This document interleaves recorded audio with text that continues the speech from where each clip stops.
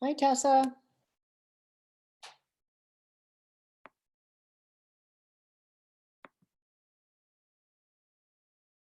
Hi, Tessa. Can you hear me?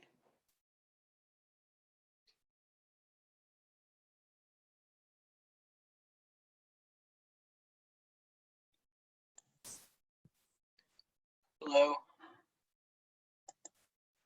Hi, Liam. Can you hear me? Yes, I can hear you, Penny. Okay, Tessa, can you hear me?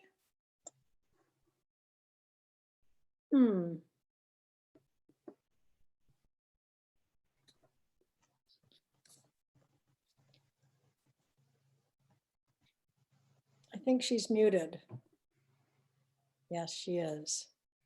Yeah, but maybe the whole audio interface is muted. Okay. Just you and I can have a side chat. I guess so.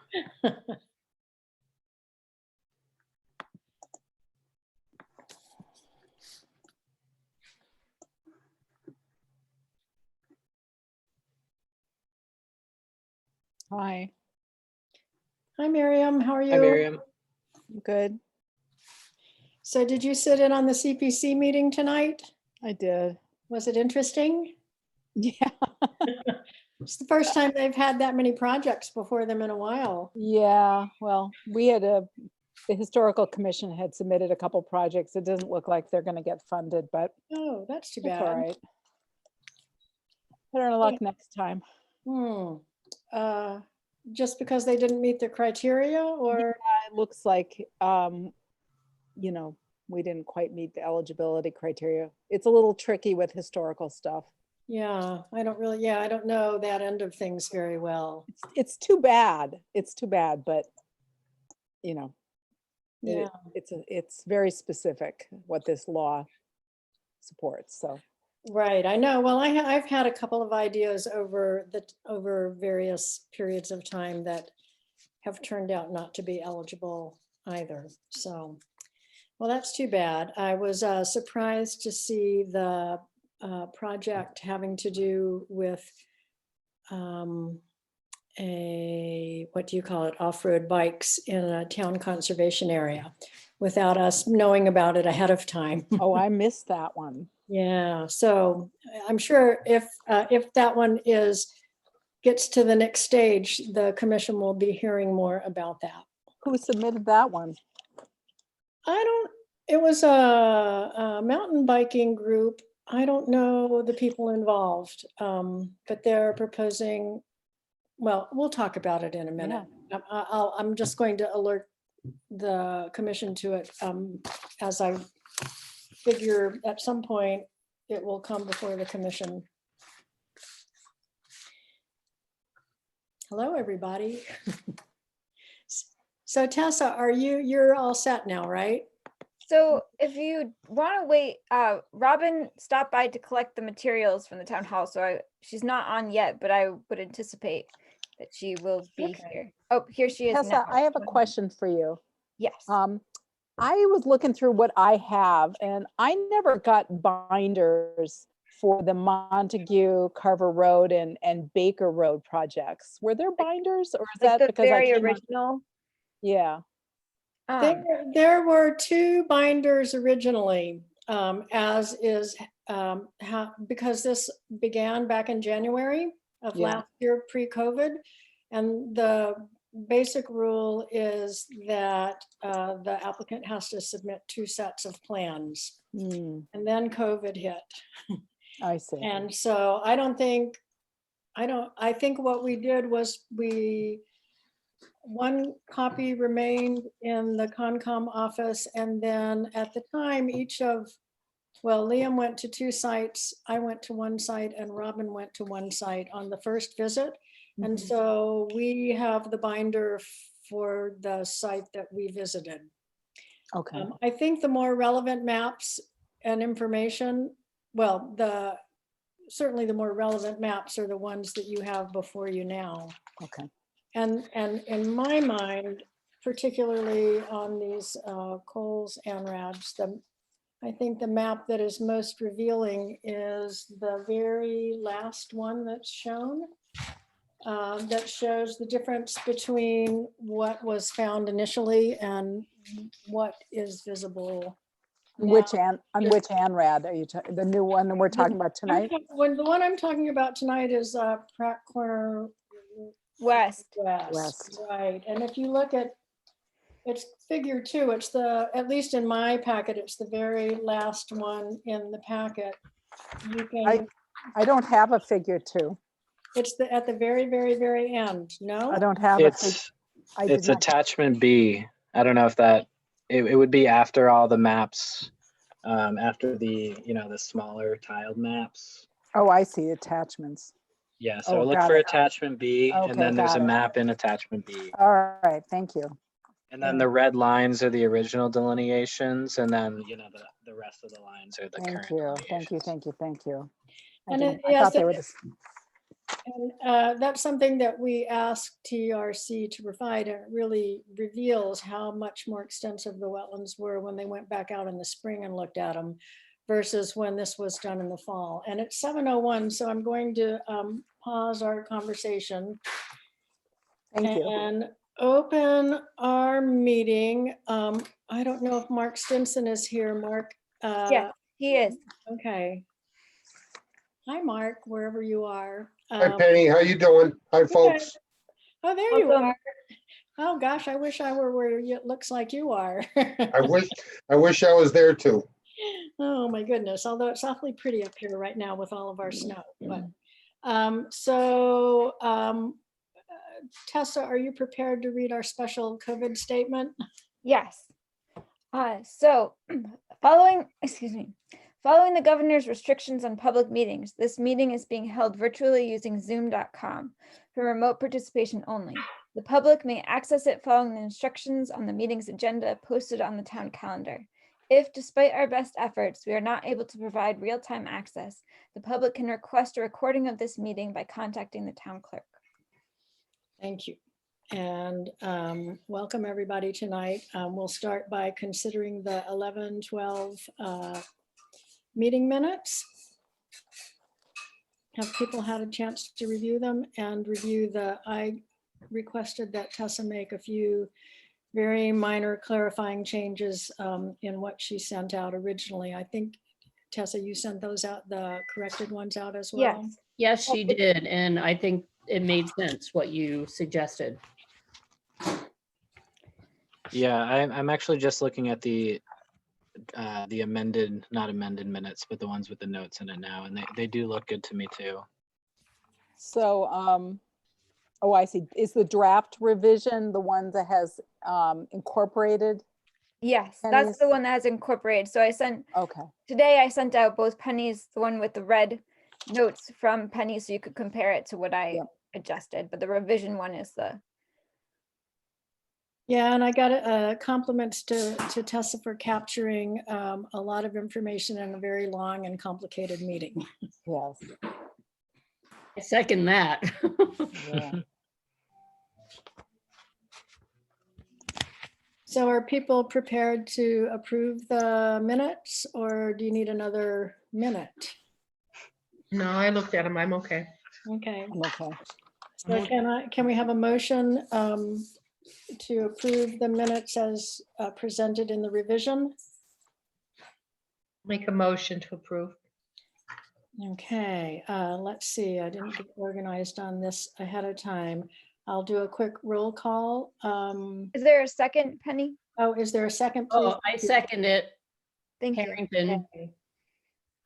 Okay, so I'll do a quick roll call and you can vote. Cregan, Aye. David, Aye. DeFont, Aye. Harrington, Aye. Jake's aye. Okay, site visit follow-up.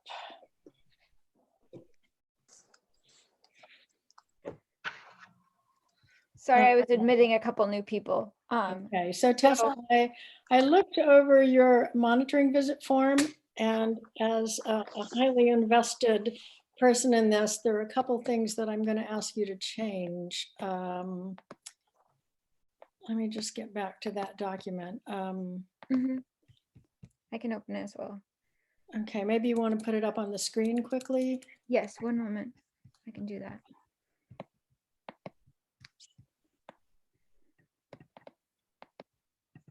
So just so everyone knows, the Old Orchard CR is the property that I live on.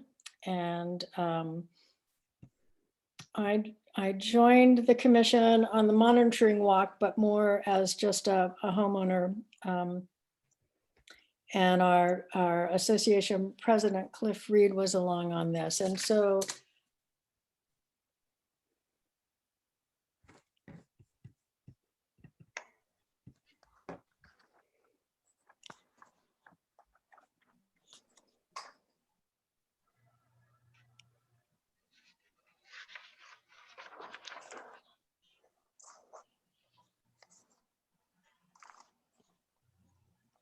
Penny?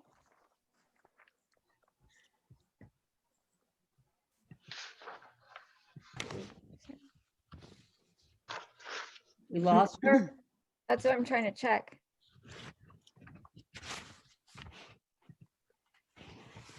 Yep, I don't see her. She's there. Oh, she is there. She is muted. I wonder if that's accidental. oh, am I on? Can you hear me now? Yes. Now we Yeah. can. Sorry about that. So I was saying that the garden that's referenced in, I think it's number 2, is actually no longer active. Okay.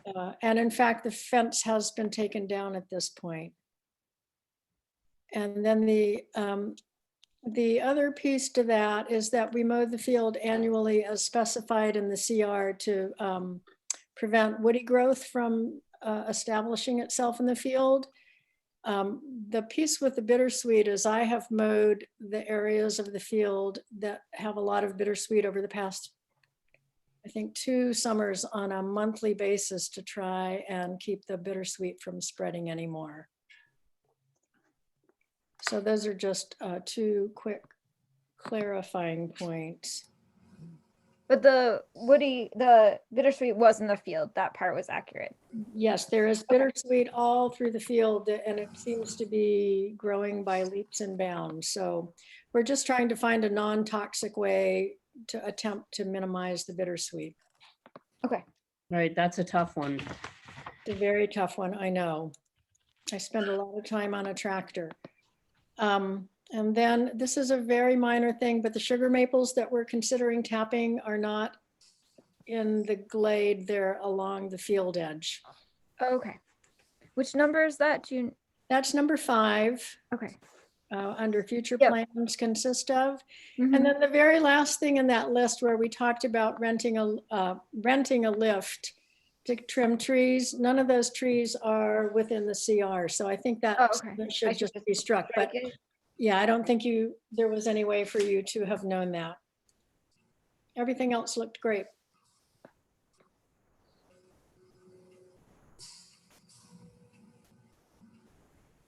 And Liam, thanks for the map. That was really nice to have. Yeah, of course. Really nice. And actually, should I stop screen sharing at this point?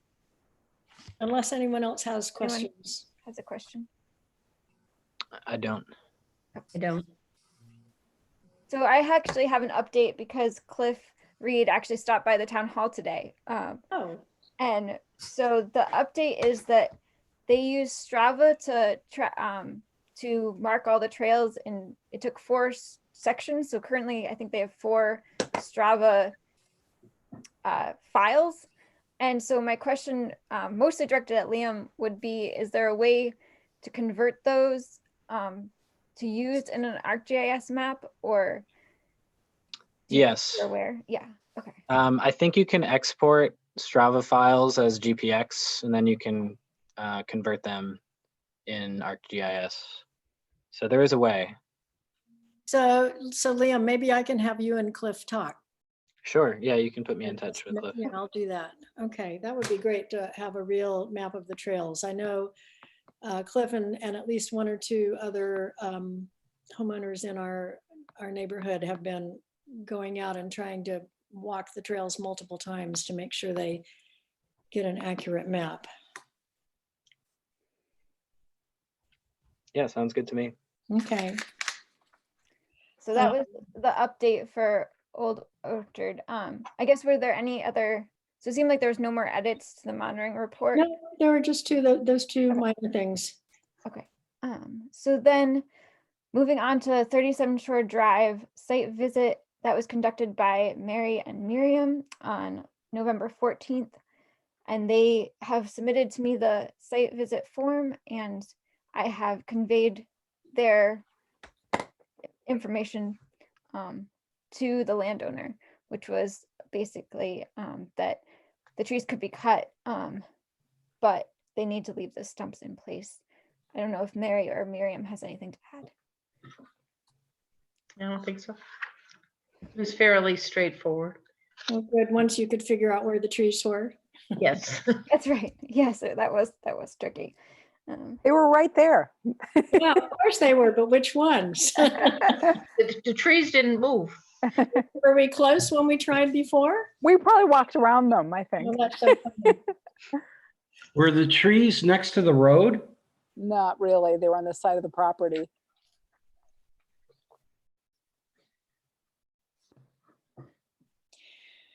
Okay, news items and updates. Tessa, you must have put this on here. Kestrel Land Trust Robert Frost Trail Survey.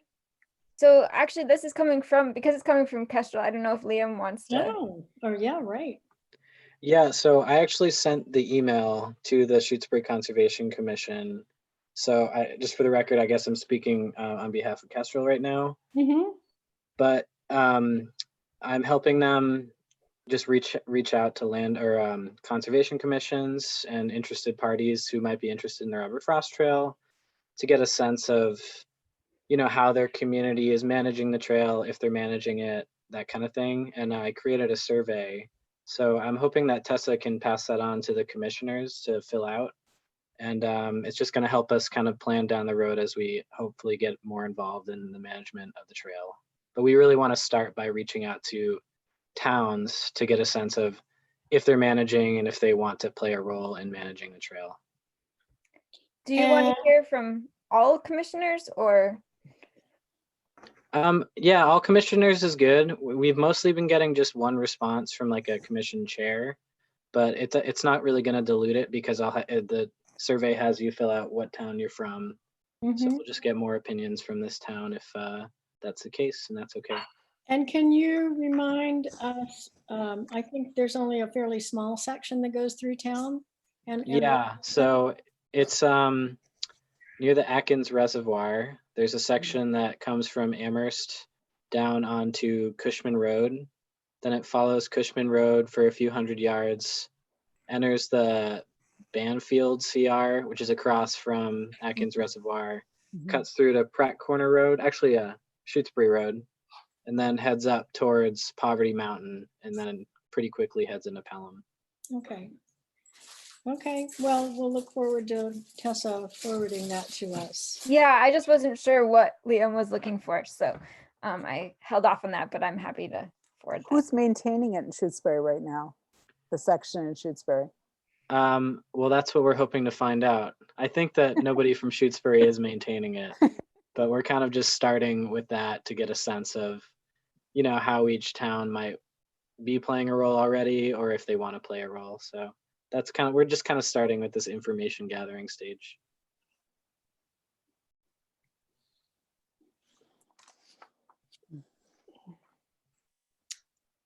Okay, changes to COVID-19 legislation. That's my update from an email I got, but I wondered, Penny, at what point you wanted to address the 16 Viola Drive, which wasn't technically, that hasn't been on and off the agenda. Right. Is there someone here? Yes, actually, both the landowner and his contractor are on the call. Okay, maybe, and they're unmuted? Yeah, hi, how are you? I'm Matt Barowick. I'm the landowner. How are you? I'm doing Nice to meet well. you. How are you? And I'm Mike Petrin, his consultant. My engineer, my buddy. Okay. Where is this? So this is a site on, well, I don't know, on Wyola Drive, right? 16, number 16. 16 Wyatt Wyatt Drive. Maybe you can just briefly describe your project. Yeah, so Matt just recently purchased a property and he's looking to demolish an old camp that's there and build a new dwelling, if you will.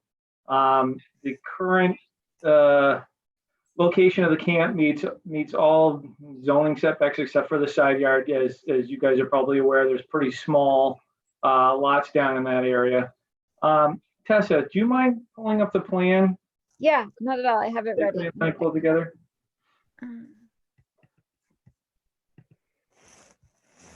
I think I have to stop screen sharing what I was sharing and then try again. So obviously, this is not a formal submission. In speaking with Tessa, we're trying to determine whether or not this is a request for determination or if this is a notice of intent. Tessa, can you zoom in a little bit? Yep, I just wanted to let the commission see the full thing first. But, Okay, yeah. So a very small lot, and what he's proposing to do is to knock down the existing so dwelling that's there. Matt, I don't know if you can call it that, but Turn my holy hands if anybody wanted to know, but that's okay. as part of it, he's going to be installing a new tight tank. There's not enough room. We're going to be filing with the Board of Health for a tight tank for the on-site sewage disposal system and building the new building. The new building is going to be approximately just under 50 feet away from the bank of the lake. Resource areas that exist are obviously the lake and bank in this location. The bank in mean high water, if you're not familiar with the lake in this location, is almost coincidental. The bank is almost vertical, if you will. So what he's looking to do is build a new building and you know the minimal infrastructure, new well and tight tank associated with it. Are you putting in a new foundation and are you changing the footprint? Well, yes, the footprint will get slightly larger. He's minimizing the size of the building. It'll still be a 2-bedroom building that's out there. But however, the building itself is not going to be a normal foundation. They're going to use helical piles. I don't know if you're familiar with those. Yep. Those are screws that go into the ground to minimize excavation. So you won't have a full foundation. You won't be digging a basement. no, it will not be a full basement, so no dewatering necessary, minimal ground disturbance because of the helical piles. The biggest, if there is disturbance, would be actually demolishing the existing building, in my opinion. So. And what is the distance? I don't see a rule on here. What is the distance to the septic? To the septic is just outside. So actually, if you scroll up, Tessa, the 100-foot buffer from the bank is actually shown, and the tank is just outside of it. Outside of the 100-foot buffer? Correct. oh, is that up here? Oh, I Yep, see. yep. Okay. That's the gray line right there. There. Correct. Okay. Yep. Yep. Here. And you're putting in a new well right at 25 feet?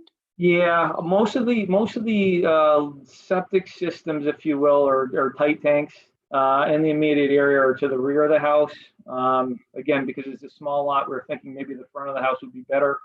Again, installing the well, there'll be some spoils left over from the drilling operation, but it should be easily managed.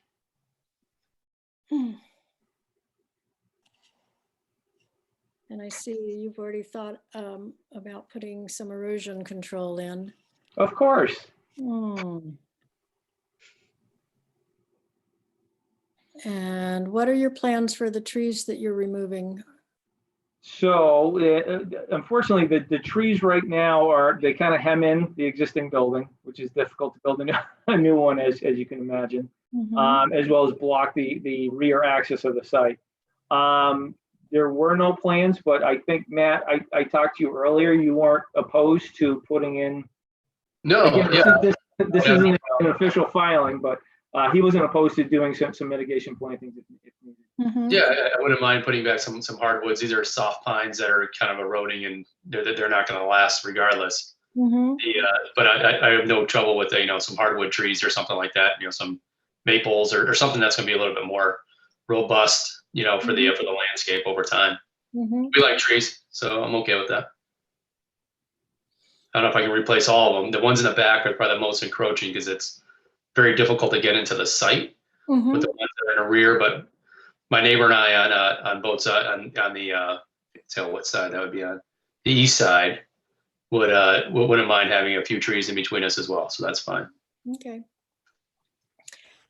So here, I guess there's two questions. One being whether an RDA would be applicable in this for this project, given the extent of work. And second, if we do come back with an RDA, I would like to include any sort of mitigation measures that you might suggest, so we can try to minimize the amount of back and forth. Sure. Do other commissioners have questions about what they see here? Mark, do you have any questions? Nope. Can I ask a question, Janice? Sure. Sure. It's not directly related to the wetlands, but I'm just wondering, since you're expanding the footprint, do you have to, can you meet whatever setbacks? I don't know what the setbacks are for sides of the property, or do you have to go before planning or anything for that? Yeah, we would be going to the zoning. We do need a special permit for that also, which To increase the footprint? I'm sorry? To increase the footprint of the dwelling? No, it's specifically because we can't meet side yard setbacks. Sides. Yeah, if we were to meet side yard setbacks, the building would be 5 feet wide. Yeah. Well, okay. By Well, default, but by default, it's a non-conforming lot. So we have to, by default, we have to discuss the side yards. The idea is that we wouldn't encroach any closer than any feature that's on the existing dwelling closer to the side yards. That's the idea, is that there's a bump out on the existing dwelling, but we would stay within that bump out kind of, I call it, footprint, and then still meet the forward and aft setbacks. Yeah, so right now he's meeting the front and rear, if you will. Side yard, the existing is 7.67, he's 7.7 feet, and then the right-hand side or the easterly side, it's just over 5 feet, and he's at 6.3. So we're improving that one slightly. I have a question, Penny. Yep. What about a dock? Is there any future dock for planned? Yeah, there's an existing dock currently. Well, does it have a Chapter 91 license? We would have to verify that. I'm not sure, Matt. Are you aware of that? Yeah, that I wouldn't know. Again, I'm not sure. Okay, so right now the dock is in violation of the Public Waterfront Act and it needs a license. Okay. It needs to be, any dock, anything on the shoreline needs to be included in whatever you submit so the commission can approve it. Okay. Review and approve it. Even if it's an existing dock? Doesn't matter. I mean, it should have had a license. The Public Waterfront Act has been in existence for a very long time. And how? The previous owner, unfortunately, he had passed away, but he hadn't been up there in years. So that's probably why it was passed on and it never took place. Well, if there was a license, it would have to be recorded at the Registry of Deeds. So if it's not recorded, it means you don't have a license. But Mark, that was a Chapter 97 license, correct? Chapter 91, Public Waterfront Act, Mass General Law, Chapter 91. Okay. We will look into that, and if need be, we will apply for that also. So that would also include probably the any retaining wall. Aerial photographs looks like there's a wall there of some kind. Whatever. I mean, I can't tell with aerial photographs all the time. So if any man-made structure on the shoreline would also be included. Okay. So my feeling is if there is no substantial excavation associated with the new dwelling, that this can be done with a request. I would urge you to finish your work with planning board before you submit anything in case they require that you change your plans. And certainly one thing that we're looking for, and the other commissioners may have different feelings on this, so we can discuss it. But one thing that I'm seeing over and over again is that people are doing a lot of paving on the back end of their property for a parking pad. And I'd love for you to explore alternatives for that. Put in some sort of pervious surface to help with runoff issues that are chronic around the lake. Yep, we're proposing a gravel drive, just a small gravel drive in the back for 2 cars. And the other thing I would say is if you're increasing the footprint of the house, I would strongly urge you to include in your plan additional vegetation to help compensate for the loss of pervious surface that results from having a larger structure on a tiny site like that. Okay. Do other commissioners have a thought on this that they'd like to share? I agree with what you just said. That's a good point.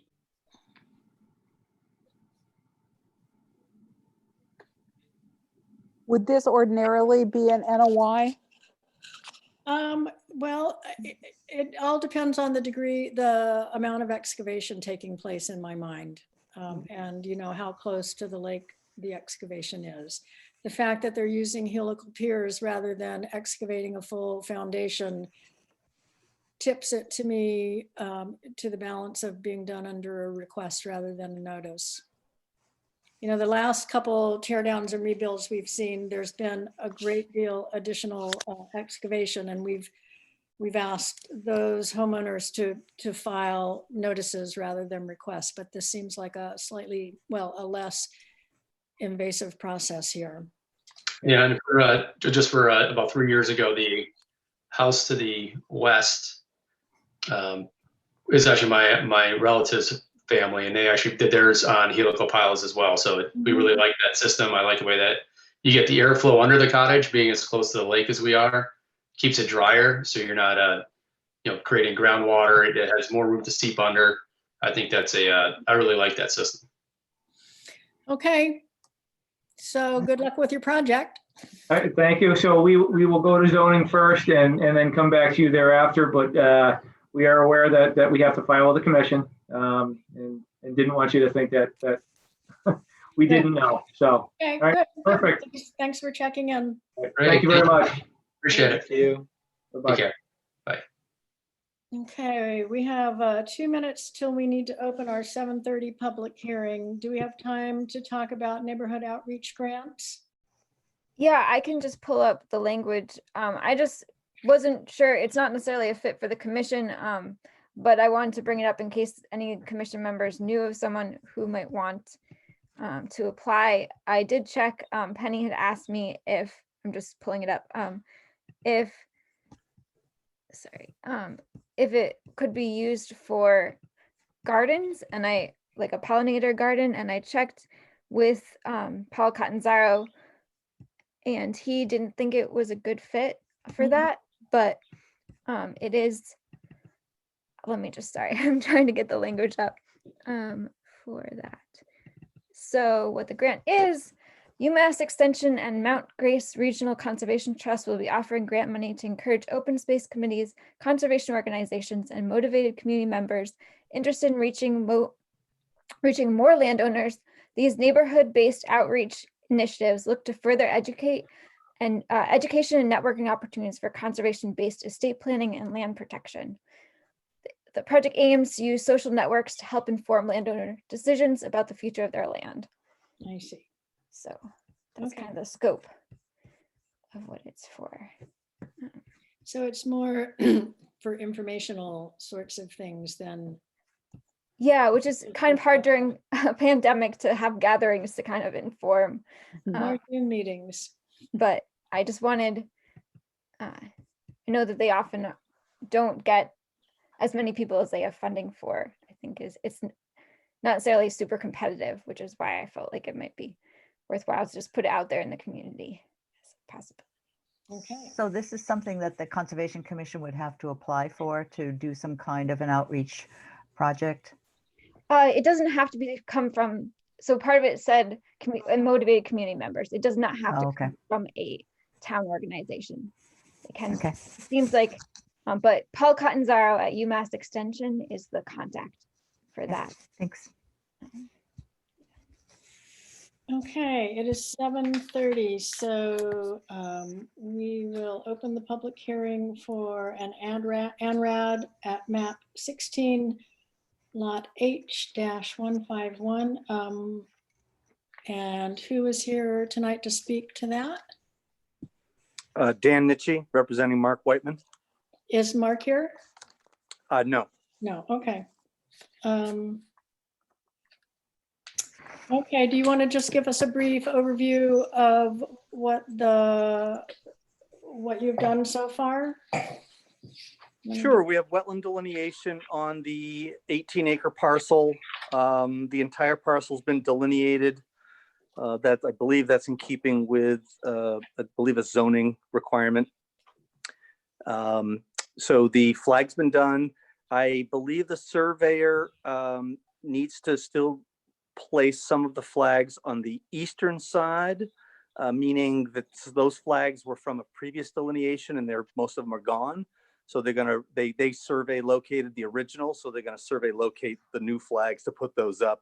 I believe that's happening very soon. Okay, you know, we have 8 inches of snow here now. I just found out you had 8 inches. I live in Deerfield and we didn't get a drop, so I'm a little I hear surprised. it was quite variable. Yeah. So we understand, I think that you, at the last meeting, the commission had discussed putting this out to peer review because of the 18 acres. The delineation, just for background, the delineation we had done back in 2009, the commission reviewed that, and I believe it took about an hour to an hour and a half to look at the whole area. But your call, you were a little concerned last time that it was 18 acres and didn't feel like you wanted to handle that. You wanted to go out to peer review. But that was my recollection of the experience that we had several years ago, that it doesn't take that long to look at the line. But if there's snow on the ground, different story. Right. And is there, well, it's a different story even with peer review at this point, potentially. Correct. It's just a much more tedious process. So just, and Tessa, we have all the pieces in place. You have the fee and the butter notification information, everything set on that front. Yeah, that got double checked today. Okay. And Dan, I had a question for you. When I look at page 1 of the ANRAD form, I don't see you listed as the representative, and I'd like to request that your information be put on here since you're serving as the representative, so that we have your contact information right there on the ANRAD. Yep, not a problem. I will provide an updated sheet for Tessa to update the application. Okay, that would be great. And I know we got a file letter from Mark Stimson, and he in particular was questioning, oh gosh, I can barely see this with my almost 70-year-old eyes. I think it's flags 21 and 44, wondering if there might actually be some connection between those two flags, which look like they're only a foot or two apart. Yeah, it was just for background. When we delineated that, or I delineated that in 2009 for Mr. Whiteman, he wanted to leave a space open. I found an opening of upland. Your commission agreed to that. It was granted, it's very close.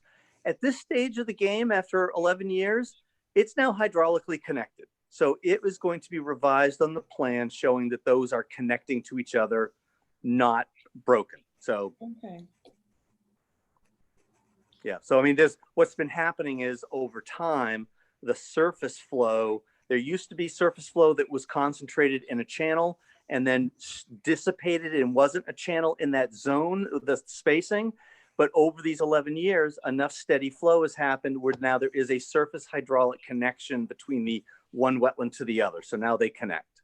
Okay.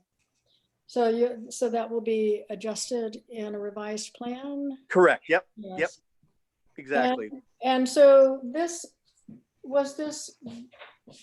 think I read that this was redelineated this fall. Is that correct? Yeah. And in October. did you find that the fact that we were in a moderate drought played into what you were able to see at all? No, because I put so much emphasis on soil characteristics that take decades to form in the soil, the drought doesn't change that. It makes the soil drier looking, but the coloration that tells me it's hydric is still there. Okay. Yeah. The physical water table was very low, but the evidence in the soil will remain for decades, if not centuries, on certain soils. Okay, well, thanks for your comments on that. Sure. Other commissioners, questions? Hey, Dan, this is Liam. I just wanted to ask, the plan that was attached in the PDF, is that from this year's delineation? Yes. Yeah. Or, okay, not from 11 years ago? Well, essentially I redelineated. It's essentially it's about the same as what we were 2009. Okay. But it So- was So correct. the plan with in the packet is it corresponds to the flags that would be out in the field. Correct. Although, Okay. as clarification, as I mentioned at the beginning part, the flags that are shown on the easternmost part of that site do not exist at this moment. They've all, because of the time, they've rotted off. The surveyor is supposed to go back out with the equipment and reset all of those flags. I'm going to go out there at the same time. If we feel any adjustment needs to be made one way or the other, we'll pick it up at that moment. So I'm hoping within the next week or so, we'll square that away. And then we can give you folks the most revised plan for either your review or a peer review. Because I'm assuming, peer review is not going to happen for a little while. Probably not. Yeah. Although we're getting rain this weekend, who knows? Yep. All And of- snow next Wednesday and Thursday. Yep, Uh-oh. and then on and on and on. Yeah. So as I think I alluded at our last meeting, my personal opinion is that the commission does not have the expertise to verify these boundaries. And I would urge us to use peer review for this. I feel like it can be a fairly straightforward peer review as opposed to a really complex peer review. But that's my opinion on this. So I'm interested to hear what other members have to say.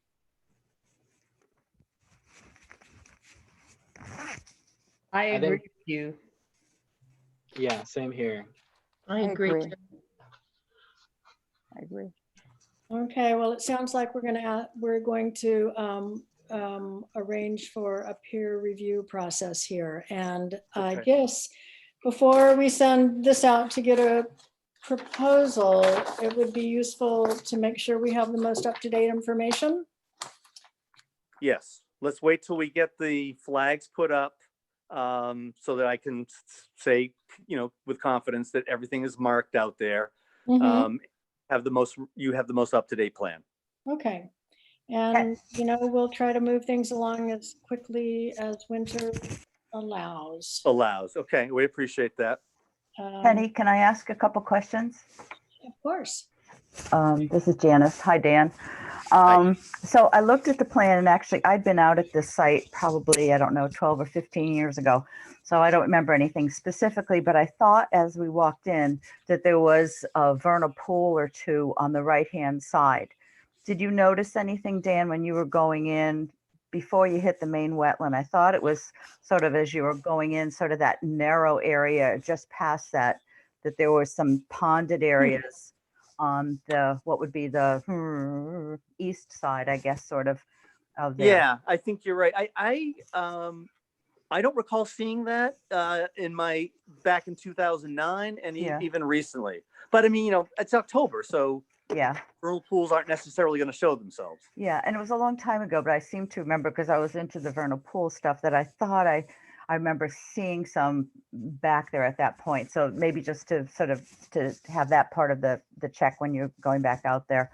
And then I also had a question on the field data forms, which I think maybe there was a typo or something, or a faulty cut and paste, but the data form for F15 upland, it says, hydrosoils present, no, but the remark on the third page says soil was unable to stay in hand auger due to standing flowing water, which doesn't sound like an upland to me. So I just wanted a Well, clarification on that.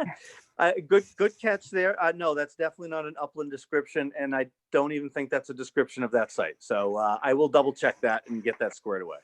Okay, and then for the one that's the wetland, the remarks on the first page say drought, so no visible water table, which is what, you know, I sort of expected, but it just seems strange when the other one said. But on page 3, it does have that same remark of soil was unable to stay in hand auger due to standing flowing water.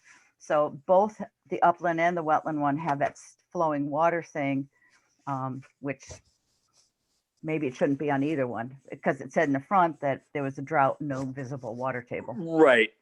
That's probably a carryover from the previous one. I apologize. I'll get those. I'll take a look at both of those. Okay. And I remember being out there that it was a very difficult and confusing site. We were trying to do some plots and it was we were tearing our hair out. So I think it's a good one to have people review, because I just thought it was really difficult to determine some of those upland wetland lines. Okay. That's all. Thanks, Janice. So Dan, I guess we will wait to hear from you with revised information. We will get a proposal for the peer review, and then do we share that with you or Mr. Whiteman? Mr. Whiteman. I mean, you can share it with both of us. If Tessa sends it out to both of us, that's fine. Okay, and I assume you're familiar with the process on that? Yeah. Okay.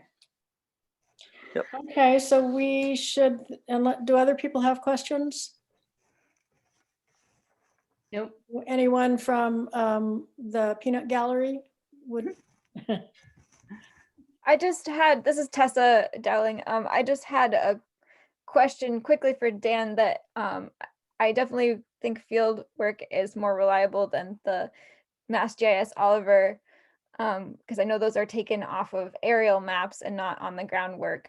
But I had noticed that the 2 wetlands mapped from MassGIS, the northern one was like seemed further over, and I just didn't know if you had looked at MassGIS before going out and had a comment about that. I mean, I can screen share the picture. No, well, thank you, but I'm familiar with that, and yes, I do look at that before I go, and I don't believe most of what I see. Yeah. They're never lined up. There's got to be a different datum. I know streams don't line up appropriately, and sometimes the mass, wetland layer isn't exact. It's, the general shape is probably correct, but it's not horizontally. It's not in the right location. So yeah, this was exactly the same place we delineated, like I said, 11 years ago. So I feel pretty comfortable that we're still in the same spot and it's still the same wetland. It hasn't gotten any bigger. Thank you. But yeah, you're welcome. Okay, any other questions from the general public?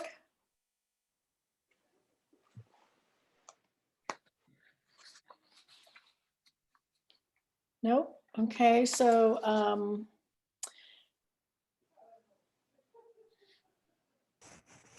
I see there's a note up here from ML Farrow. So Pharaoh, are you having trouble with audio? Is that why you're not using or the audio? Because we've been advised not to use the chat. We haven't figured out how to disable it yet, but for record purposes. Yeah, I think these comments are not relevant to the public hearing that we have underway right now. And she says she has no audio. So we can talk about that in a minute. It doesn't seem to be associated with this public hearing. So Jan, when do you think you can have revised information to the commission? I'm hoping within the next 2 weeks. So could we continue to the next month? Because you guys are meeting on a once a month schedule now, right? We are only meeting once a month. So our January meeting. Yes, please.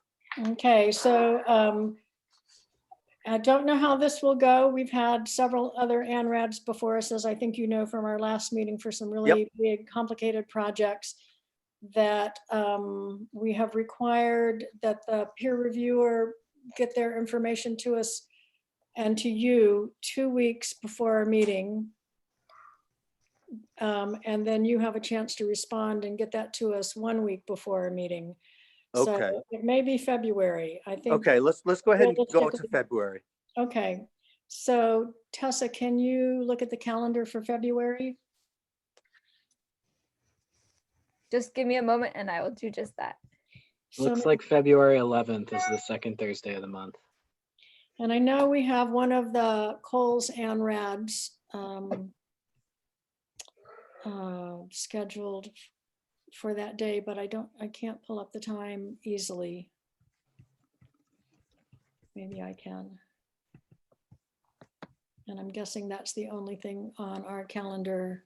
That's the Baker West Pelham one. It says 8 o'clock on February 11th. Okay, so we could perhaps do this at 7:30 on the 11th.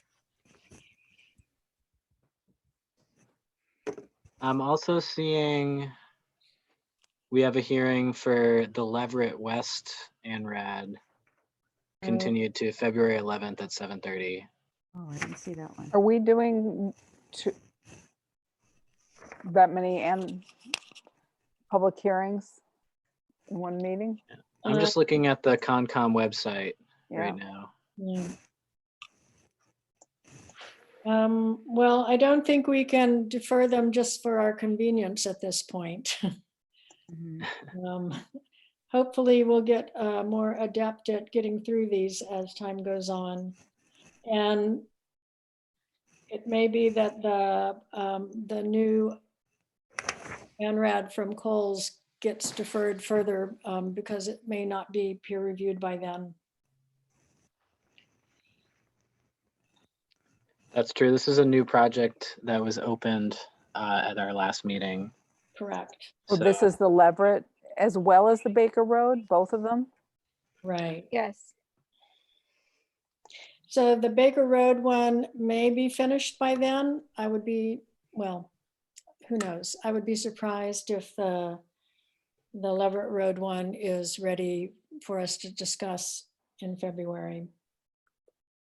Right, so we could consider a 7:35. That would be a bit bold in some ways, but if we assume that the Leverett West is going to be continued because it was just opened, it might be good to do 7:35 for this project, February 11th.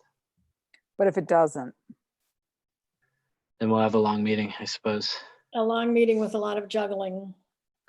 I mean, the other alternative is to do it 8:30. Maria Furstenberg is on the call at this point. If she has, I've been keeping my mouth shut.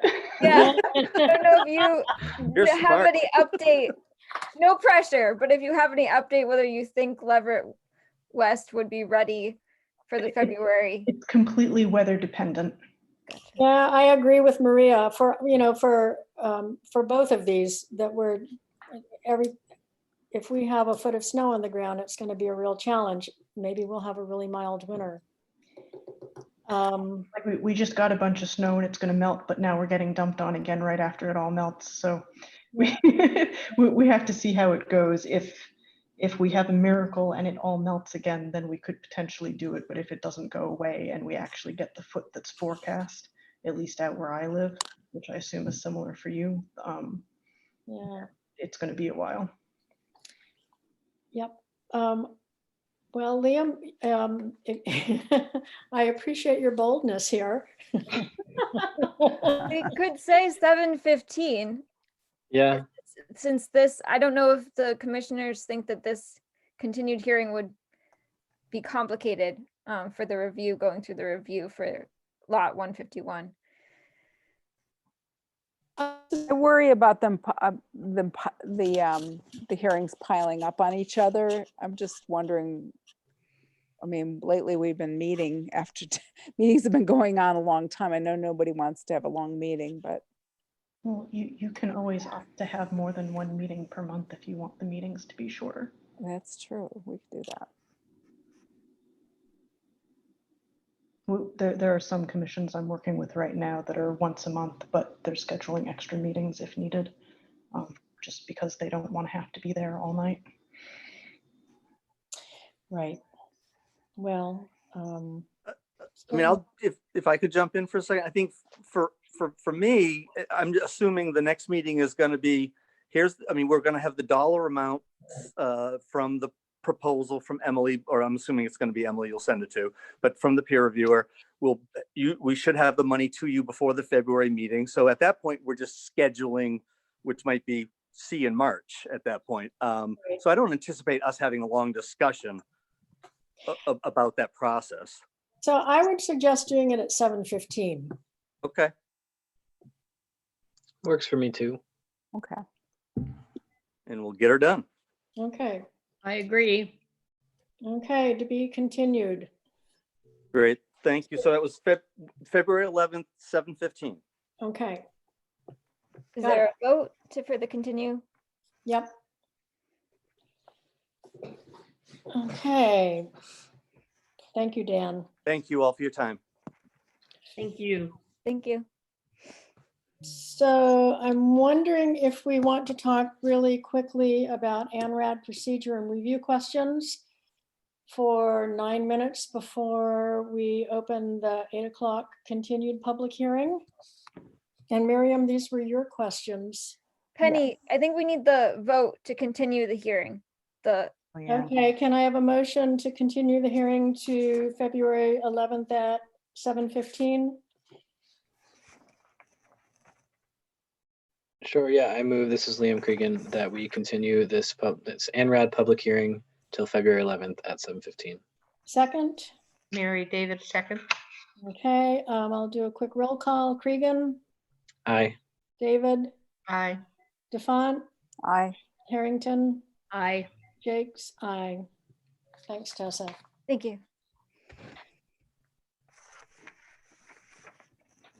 Okay, okay, now we have 8 minutes. So Miriam, do you want to try and discuss this in 8 minutes before? Yeah, well, this came up at the last meeting, and we were noting that, there had been some initial maps that came with ANRADs that didn't have topography, and then we asked for topography later, to have maps that showed both topography and the wetland delineations. So I'm just wondering, for the sake of consistency, if we want to just make that a policy for all ANRADs, so that applicants know what we would like. And then, there was discussion about hydrological connections with a couple of these recent ANRADs. And so that was a question about whether we want to ask for mapping that shows hydrological connections. I personally like having larger maps to look at. And since we can't sit around a table right now, the way we would ordinarily do, I would personally find it helpful if applicants provided full-size maps to us. I think that's true too. These small ones are very hard to read. Yeah, And and to you're really moving, look at details. you're moving back and forth between sheets, and it's just not the same as seeing everything in context. Well, I appreciate what you're saying. At the same time, the trying to fit a map of how many acres is this? I don't know. I don't see it on here. Say 50 acres on a single sheet of paper, no matter how big it is going to be a challenge. And the original application that was provided by TRC back in January, even those were these giant fold out maps. But if you look at the overview maps that are provided, where they divide it in quadrants, different quadrants, and then they have a larger map for each quadrant. I think that may be the best that we can ask for, having a large overview map and then having a detail of each quadrant. Well, what about what about topography? Because with the original ANRADs, the maps did not show topography.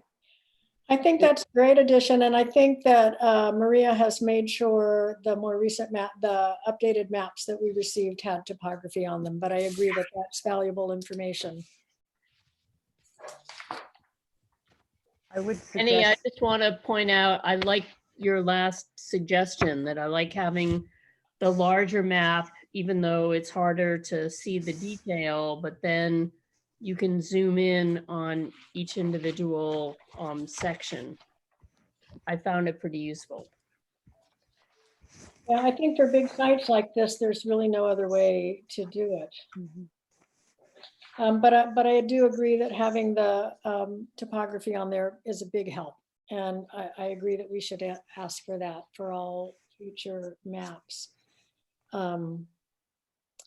And then you had also asked about refreshed, I have such a hard time saying that, refreshed flagging. Yes. I'm not sure it's necessary before we close the public hearing. I think it's necessary before a project is put forth. And certainly if the applicant puts forth a project to the planning board for a special permit, I think they should require that the flagging be refreshed at that point.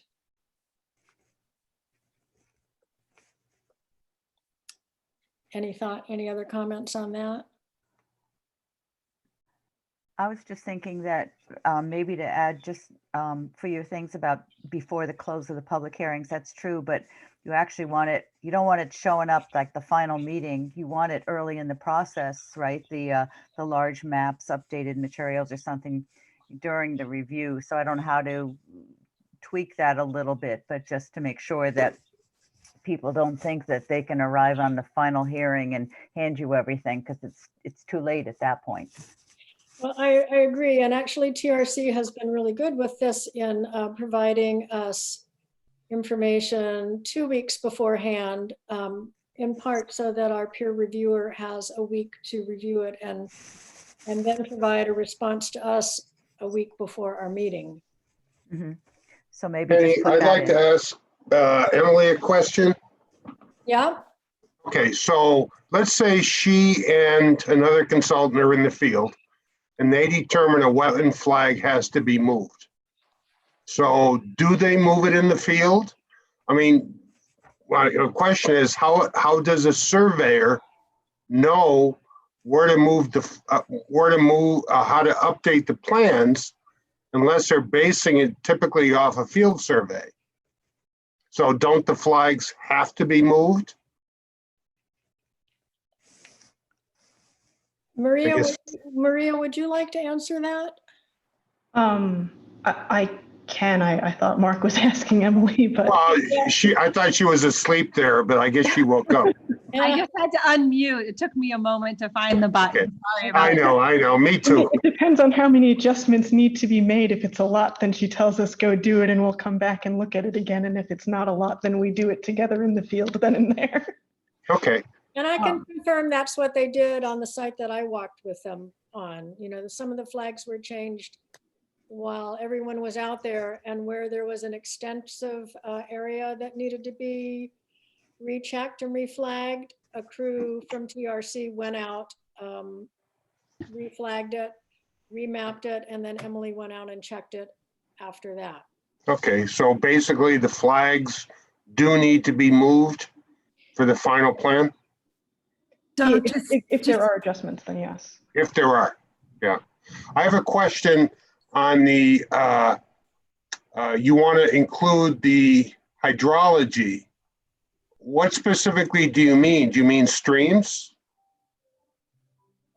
You know, the hydrology should be shown on the plan. So they're talking about hydrologic connections. Streams, basically, right? So hydrologic connections really, in this case, are talking about intermittent streams. Right. They typically are shown on the plan, though. That's Yeah, right. That's usually one of your DEP layers from all of them. That's right. Yeah, but the hydrologic layer in Oliver is not that good. It doesn't have everything that I actually have on my system, because I've got an internal system. For some reason, we've got more layers than Oliver does. I just wanted to clarify, because hydrologic connections, AKA intermittent streams, perennial streams, are typically shown on ANRADs anyway. So was there an issue where they weren't being shown? I think this came up, and correct me, Don, you were at that meeting. I think this wasn't having to do with a TRC project. I think it had to do with the one that we just discussed, the Whiteman project on Levitt Road. And you were pointing out, Don, that there was missing hydrological connections. And that's why I'm bringing it up. I think it's relevant in all of the ANRADs that you're looking at right now, in particular, the ones that are surrounding wetlands, where an intermittent stream is an important function as far as cold water fisheries go. Yes, well, you're right. Typically intermittent streams aren't cold water fisheries though.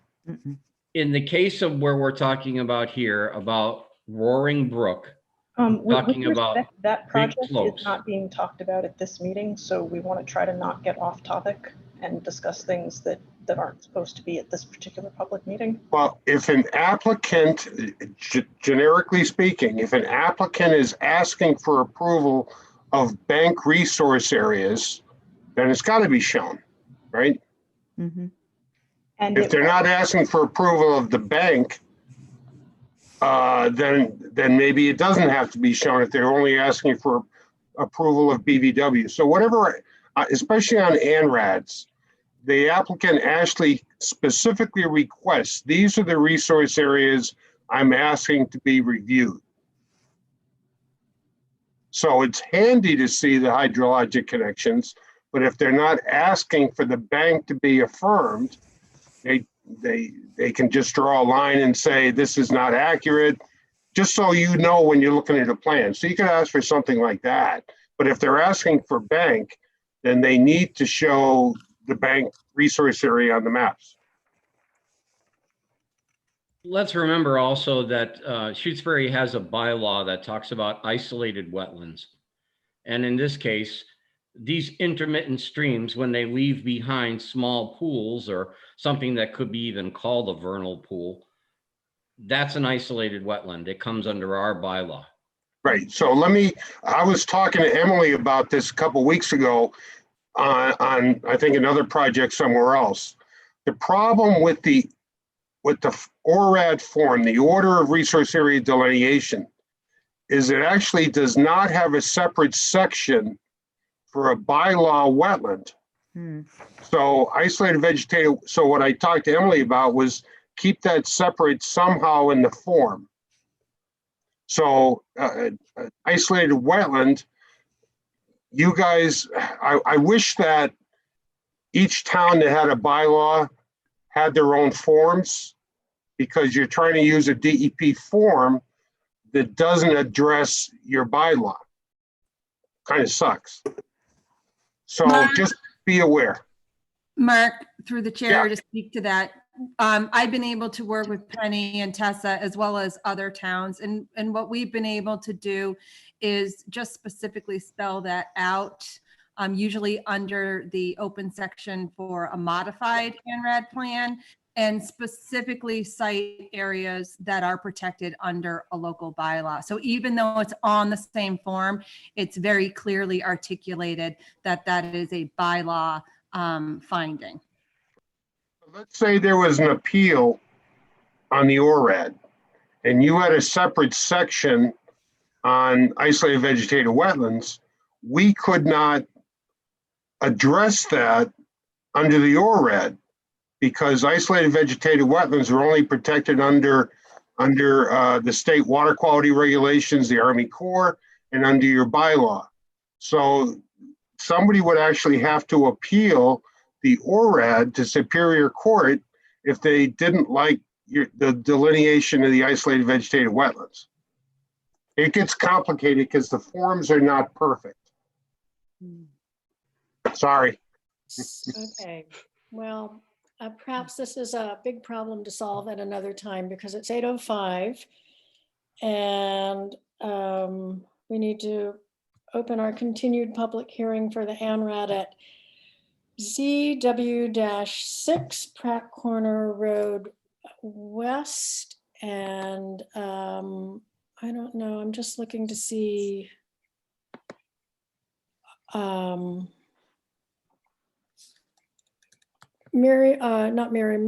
Tessa, can you tell me if there are people that are joining the hearing specifically who are here tonight to talk about or be part of this hearing? I can't really see the whole participant list. I believe Maria is the only one. And Emily. Oh, and Emily, yes. Okay, but no town residents.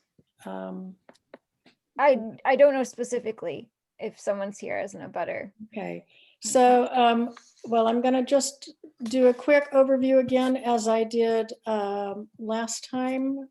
Let me just find my correct document here.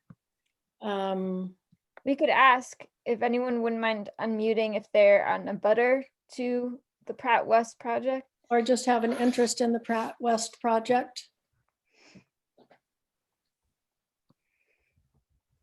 I have a general interest, but I'm not in a butter. Okay, do you have, Janice. okay, well, and you know what an ANRAD is. I've started most of these conversations just by restating what the goal of an ANRAD is. And just for the record, I will go through that quick rigmarole one more time. ANRAD stands for Abbreviated Notice of Resource Area Delineation. And this is a process by which an applicant, in this case, Coles, and the Conservation Commission try to come to an agreement on where the wetlands on a particular piece of property are. That's what we're going to discuss tonight. This project started back in January when we were provided with 4 ANRAD applications from TRC on behalf of Coles. And then there were, let's see, site visits in the spring and another one in the summer. And a lot of time was spent in the field adjusting the boundaries of the original wetland. And we're here today with a new set of plans, and we'll hopefully come to resolution tonight on this particular project. So Maria, would you like to give us a quick overview of where things are from your perspective? Yes. I just noticed a typo in the new plans. Well, we'll never find it. Don't worry about it. You might, because I was going to show you. I found it. Oh, good. All right, where's my mouse going? Sorry, I'm trying to share screen here. There it is. Oh yes, that's how I want to do it. So usually I just share a specific window, but I actually wanted to show you the major difference between this plan and the one I had given you a couple weeks ago. So this plan is the one that we all had access to today, right? Yes, and I sent it by email yesterday, but I have the 2 legends. This one on the left is, or kind of in the middle of the picture here, is the current, most recent plan legend, and the one on the right is the old legend. So we did add a mean annual high water line into the delineated perennial stream bank. And then we also created a new color for that one section of the stream where it really is just bank, where it isn't coincident with the mean annual high water line. And this is my typo. I'm going to show it all to you. This was supposed to say area instead of boundary line on this one. That's a, yes, okay. I'm sure you'll fix that. But on the old one, you had asked us to put the wetland IDs on here. So we had given you the text colors, but since we were modifying things, I actually gave you the nomenclature for how they're named. If it's a stream, it's S, it's the delineator's initials, and then it's the number that we've assigned to the feature. And it's the same thing for wetlands, except it's a W. And the last thing that we added on to this is that we put in the natural heritage certified and potential vernal pools. They're outside of the study area. You can see they're off to the west, but they're not that far away from it. So we just wanted to show you exactly where they were relative to everything else. Okay. So clearly there are a couple things in the legend that I thought were fixed that didn't totally get fixed. So I'm hoping that we can at least agree on everything else and maybe have a conditional approval until I can get you a fixed legend. So and that's the plan that we got today, but I think the other striking thing is in a plan. I don't think you provided a copy of it this time, the one that shows the comparison. The comparison between. That's where I was just getting to. Okay, good for you. So this is the comparison. I didn't update this one because this is really just a comparison of where are the lines relative to where they were before. Yep. So essentially what happened during the review is that W-GR1 and W-GR3 were really part of one big wetland. So when I reflagged that, it's all just W-GR1 now. W-GR3 is gone. The original wetland outlines are in red, and the original stream outlines are purple. If it's not purple or red, then it means that the line didn't change. So we had a pretty big expansion in that western area. We had a couple of, well, more than a couple, we had 6 kind of just along the streams areas that showed up as wet during the review. And they're all very small areas that hug the streams pretty closely. And then W-GR4 was originally mapped as isolated, but when Emily and I did the review, we found that it's actually part of a larger wetland that connects to a stream that we had found. So that W-GR4 is gone and it has been renamed as W-MBF102. And then just as I'm looking at this, I'm looking at the bottom of the stream as it leaves that wetland, and I see what looks like a stream. I don't know I don't see my directions on here. Lower than that, but I don't see a connection between there. There's no hydrological connection between, yes, right where your cursor is, from there down. From here to here, no. Yep. No. So where does the stream go to? It just dissipates. It just dissipates. Okay. Like in this area where it ends, it ends because there's no more bank to be found. There's no defined feature to delineate past that point. Mm-hmm. So we think it goes underground somewhere, but we don't know exactly where it goes, but we lose the regulatory definition of the resource that we were flagging. Mm-hmm. And then the wetland in the upper right-hand corner. This one? Yep. Is that looks like it did not change?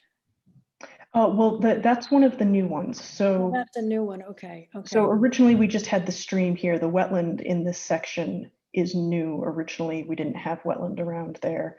But this is actually very similar to the larger wetlands that we have the W-GR1 and W-MBF 102. And they're frankly very similar to the wetlands that Penny, you walked with us over at the Montague site, where it's very like low and undulating and has a lot of eastern hemlock. So that's really the defining feature here. And this piece of wetland to the right, 105 that we're talking about, you can see it on the topography here too, but there's a pretty well-defined, just pretty flat area before it just slopes very steeply, and the vegetation changes pretty obviously as well. I believe that Liam walks this site with me and Emily initially. Yes.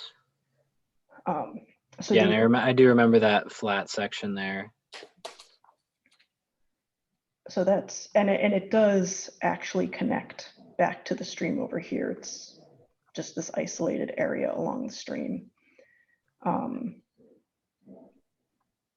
The other new wetlands are all much smaller. There's 103 is just a small wet area along the stream. 104 is a wet area at the head of this stream. 110 was a little bit bigger than I think we originally thought it was, but it's a very thin strip along the stream. 100 is this very tiny piece here, and 101 is another very tiny piece. These tiny pieces, they only have about 5 flags in them. They're very small. And this is a named stream, right? Is it Deansbrook? That's correct, Penny. This is Nurse Brook. Nurse Brook, okay. Yeah. Thank you. But yeah, S-GR-5 is Nurse Brook. Okay. Doesn't there need to be a buffer delineation on both sides of the stream? No, there does not. We only delineated the side of the stream that throws riverfront area onto our project site. The other side of the stream has not been delineated, which is why it is not shown. On this portion of the stream where it actually crosses the site, we delineated both sides so that we could set it. But when you have a feature that's off-site, you don't have to delineate the whole feature. You only have to delineate the side of it that throws a buffer or riverfront area onto your site. Okay. So in reality, yes, there's riverfront area that goes the other way, but we didn't delineate that in the field, and it's not something that we requested confirmation on because it's not related to the land that we're interested in.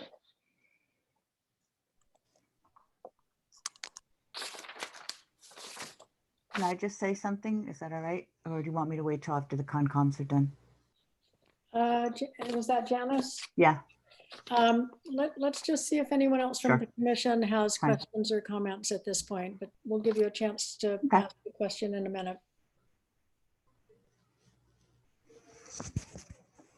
Anyone else? No. Okay. So Janice, do you have a question?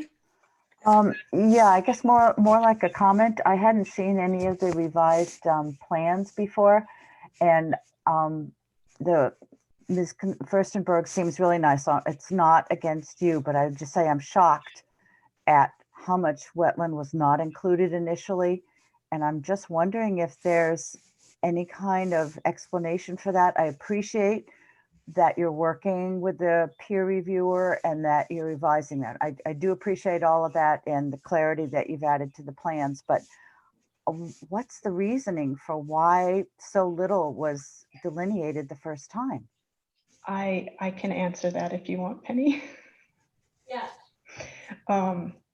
So we're going to get a little bit into the weeds here, but there are 2 different wetland delineation methodologies out there. There's one under the Army Corps that has 3 parameters that you have to have in order to qualify as a wetland. A predominance of hydrophytic vegetation, the presence of hydric soils and the presence of wetland hydrology. And there are a couple factors that went into this site. One is that the original delineation was done very late in the season, so there were some indicators that were extremely difficult to see that were missed. The other factor is that the other delineation methodology, which is what you're supposed to use in the state of Massachusetts, is the Massachusetts Delineation Manual, and it has a 2-parameter approach. It requires a predominance of hydrophytic vegetation, and then it has wetland hydrology, and hydric soil is an indicator of hydrology within there. So whereas the Army Corps, you have to have 3 different things, under the Massachusetts methodology, you don't necessarily have to have both hydrology and soils, because the soils count as a hydrology indicator. So if I have soils, then I don't have to look for hydrology necessarily. And if I have other indicators of hydrology, then I don't necessarily care as much about the soils. The other major difference between the 2 methodologies is that the Army Corps classifies eastern hemlock as an upland plant, so not hydrophytic, and Massachusetts classifies it as a wetland plant, so it is hydrophytic. And at this site, eastern hemlock is a dominant plant, and it's a plant that frankly grows both in uplands and wetlands at this site. So if you are new to Massachusetts, which one of the delineators that we had working was newer to Massachusetts than I realized when this was originally done, was going much more off the Army Corps methodology, and so was not counting areas where hemlock was dominant because they were assuming it was an upland plant, which was incorrect. So a major difference really for these wetlands is mostly changing the classification of eastern hemlock on these forms to be able to definitively say, yes, this is actually wetland versus no, this is still upland. Okay, good. I'm glad there's an explanation. So sorry that was a bit long-winded, but No, it's good. From walking these sites, and I think Emily will agree, those are kind of the major factors that we ran into when we were reviewing these, because this is not the only one out of this set of sites that had a pretty big change like this. And that's my observation from looking at how the changes were and having frankly made a number of the flag changes myself. That's really what the difference was a misunderstanding from one of our folks that used to do much more work in New York, which is very Army Corps methodology driven. So it's not that it was done incorrectly, it was just done using kind of the wrong methodology for the state that we're in. Penny, if I may, through the chair, I do agree with Maria's summary, but for the benefit of the commission and as an educational point, I also feel that a significant impact on the delineation was the way the landscape was read late in the season and during a drought period. And I just wanted to make that clear to the commission as you move forward with other permit applications and you're reviewing perhaps delineations without a peer reviewer, just to be cognizant of the challenges of both late season delineation, because not all of the indicators may be present, and certainly how a site would read during a drought condition. I 100% agree with that as well. I forgot to point out that also the most of this change in review and reflagging happened during a much wetter part of the season than the original delineation. So it makes the landscape reading much easier when you get to do it during that time of the year. And if you don't realize that you're in a drought condition late in the season, really you can still delineate accurately, but you have to do a lot more checking of the soils and such, then you might have to earlier in the season. If it's early in the season, then you have many more visible indicators, and it's a bit more effort to go and dig lots of extra holes late in the season. So I think that Dan Nitchie was talking about that at the last hearing that you had earlier tonight, when he was mentioning soil indicators and how they're much more reliable during droughts than necessarily some of the other indicators that you're looking for. Thank you. Other questions for Maria?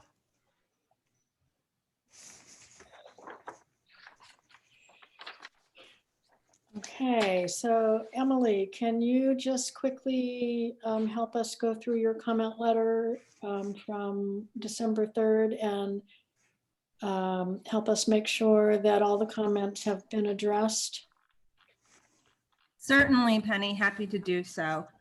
So the comment letter of December 3rd is the final comment letter of a process that began in April. So this peer review consisted of site visits in April as well as June and 2 series of review comments. Starting on, just to go quickly through, some of these comments may seem somewhat repetitive because we've discussed them with other ANRADs filed by TRC, but for consistency, I did want to include the comment regarding some limitations with GPS. Even those units that have the capability to be sub-meter can have incorrect readings based on user error and or canopy cover. So it's typically a good practice to request that the applicant provide supporting documentation regarding the GPS accuracy or any post-processing. Moving on to the second page, items number 2 or 3 are pretty much just housekeeping. These are adjustments that were either made in the field or corrections that were made on the site plan after the June meeting. So when I got the revised plans dated November, obviously I went back over my notes and I just wanted to make sure that the corrections that had been discussed with TRC were reflected in the revisions, and they were. Item number 4, Maria has already spoken to when she pulled up the new legend. The previous site plan was showing the bank of the perennial stream, which is SGR5, also known as Nurse Brook. And under our regulations, the 200-foot riverfront area projects not from the bank, but from the regulatory mean annual high water line.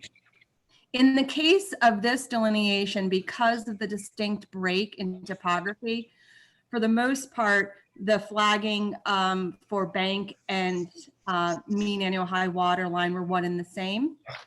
But for the purposes of approval of a final plan set, we wanted to make sure that the terminology was correct. So TRC has amended their site plans. They have amended their site plans to reflect the mean annual high water line. Okay. The other items are pretty much, just revising the legend again to make sure that we're being clear, because the applicant is seeking approval under both our state regulations and the local bylaw. So for example, under item 6, we recommended that the term bordering vegetated wetland be used rather than simply wetland. In the case of this site, all of the wetland ecosystems meet the criteria for bordering.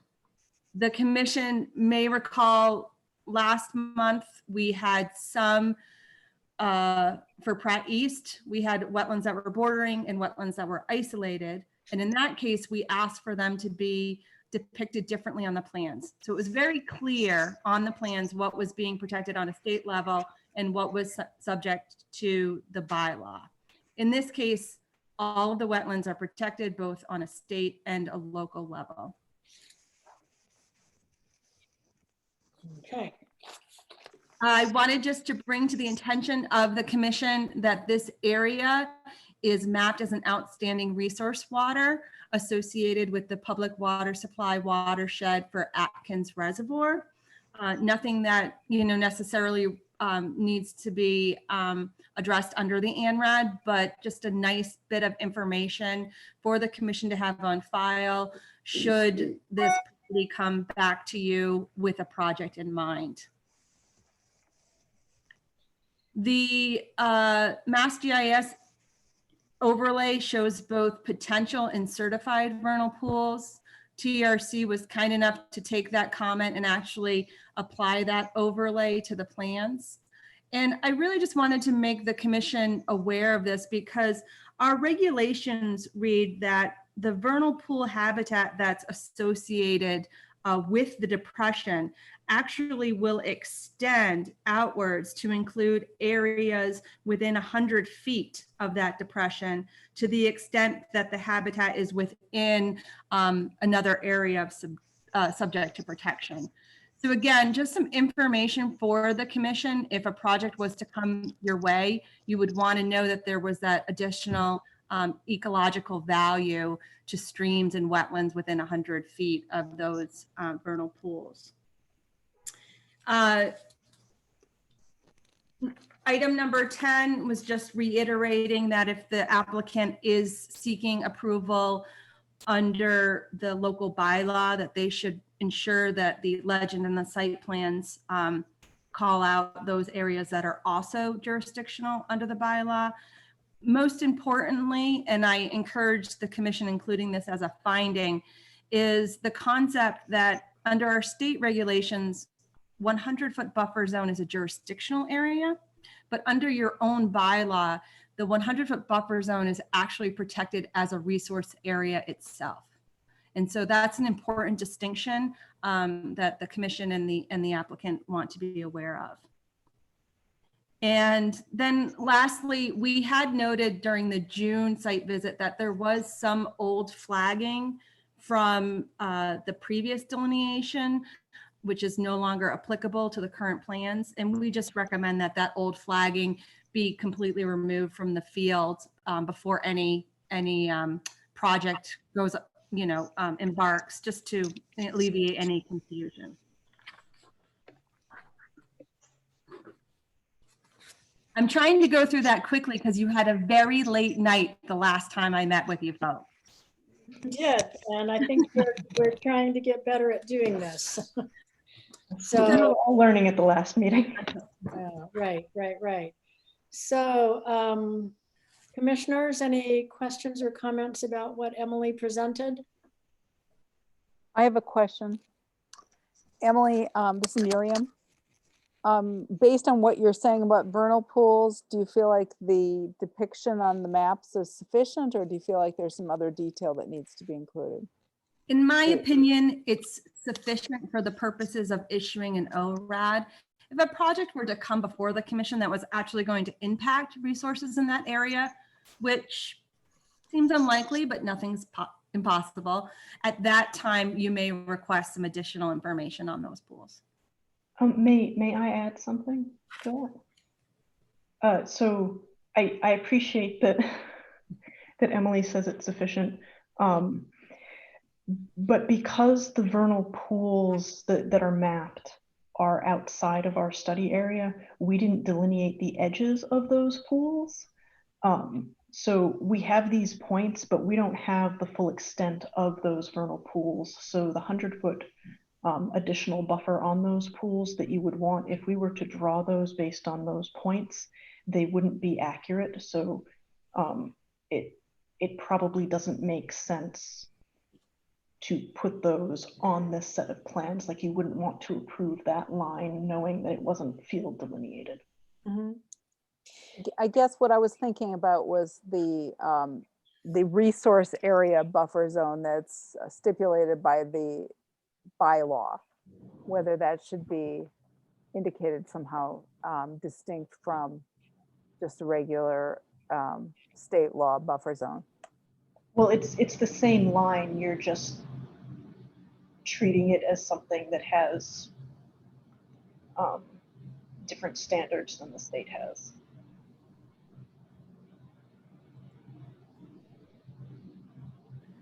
And so, okay, here's a question. So if you were going, this is Liam, if you were going to delineate those lines, would they extend past the current buffer zone line? My guess is no. I think it's worth Oh, asking. the vernal pools, no. Yeah, okay. They're the potential one that's down here on sheet 10, just eyeballing it, looks like it's about 75 feet from the edge of the stream that we had delineated. And the certified one is within W-GR2. That wetland extends off site, and having walked in that, this is the right of way right along the edge of our project area. I know that wetland connects and that the vernal pool is in there, but it is off site for us. Okay. So it would definitely, because it's within a wetland, it would definitely be within the normal 100-foot buffer zone for the wetland. It wouldn't go past that. I didn't actually see this potential one on site when we were walking through the right of way, so I'm not sure if it's real, because it's only potential. And if it is, I don't know if it's contained in something else or not, because it was outside of where we were looking. Okay, thank you.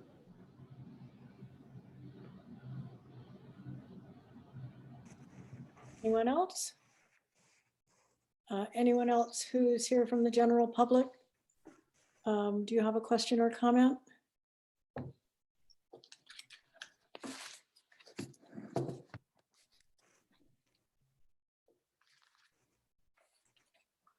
No?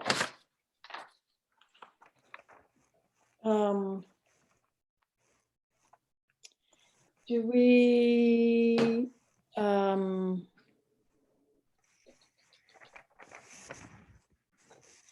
does anyone, let's see, getting into my tired phase of the evening. Do we feel we have all the information we need to close this public hearing? Penny, if I may, would the commission like to discuss potential findings prior to closing? Oh, sure, that's a great idea. So actually, Maria, can you take down your screen share? Oh, absolutely. And yeah, this is Tessa. I have taken, so Emily Stockman was kind enough to draft some findings for the commission to review and see if they want to edit those. And I have those ready that I can screen share. That would be great. Okay.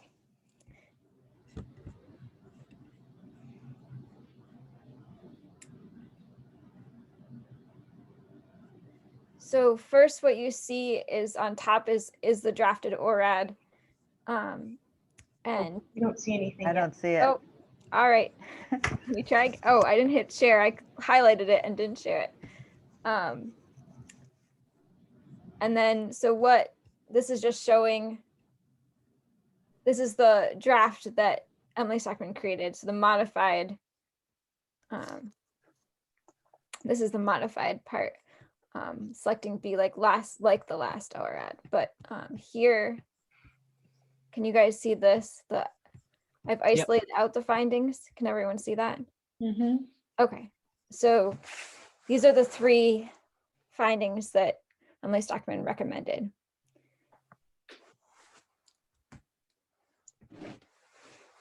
So let's see. So when it's stated like this, it means we're agreeing with the flags. The A means that we're agreeing with the flags as presented, except for flag 11 in A. Is that right, Emily? That is correct, Penny. Subsequent to this draft, TRC has amended the site plans Mhm. That is likely no longer necessary as a clarifying finding. So I can work with Tessa to wordsmith that. Okay. I think it's okay the way it is. Okay. 'Cause it's still honestly kind of weird on the plan. We gave it a different color, but because it's only that one flag, it looks odd. So I don't think it hurts to have that clarification in there. Could we specify what, is it on a certain map or is it on all of them? It's on sheet 8. Okay, sheet 8. And it's an instance where the mean annual high water line just goes past the bank, whereas along the rest of the stream, they're coincident.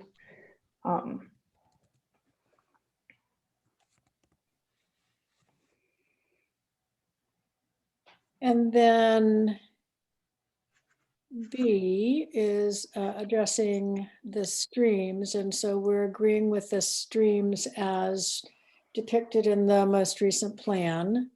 Emily, a question for you here. Do we need to state in here, I guess it would be in the form itself, the plan that we're approving?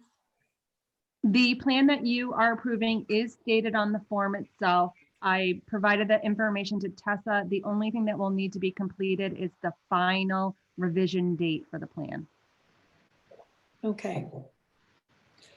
Emily, did we get the data forms? You mentioned comment 7 that data forms for the updated delineations weren't provided. None were collected. So that, if I may, Miriam, I know that that was a point of discussion with Pratt East. Yeah. For this particular parcel, there were no additional data transects established. Based on my observations, the wetlands either expanded areas that had previously had data collected or were a similar type of ecosystem. There were no distinct changes. We're basically looking at, forested swamps in this area of various sizes along either Nurse Brook or its intermittent tributaries. Okay. Thank you. You're welcome.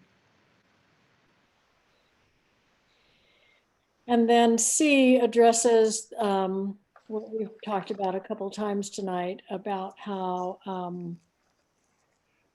these are approved under our wetland protection bylaw and also protected as a resource area.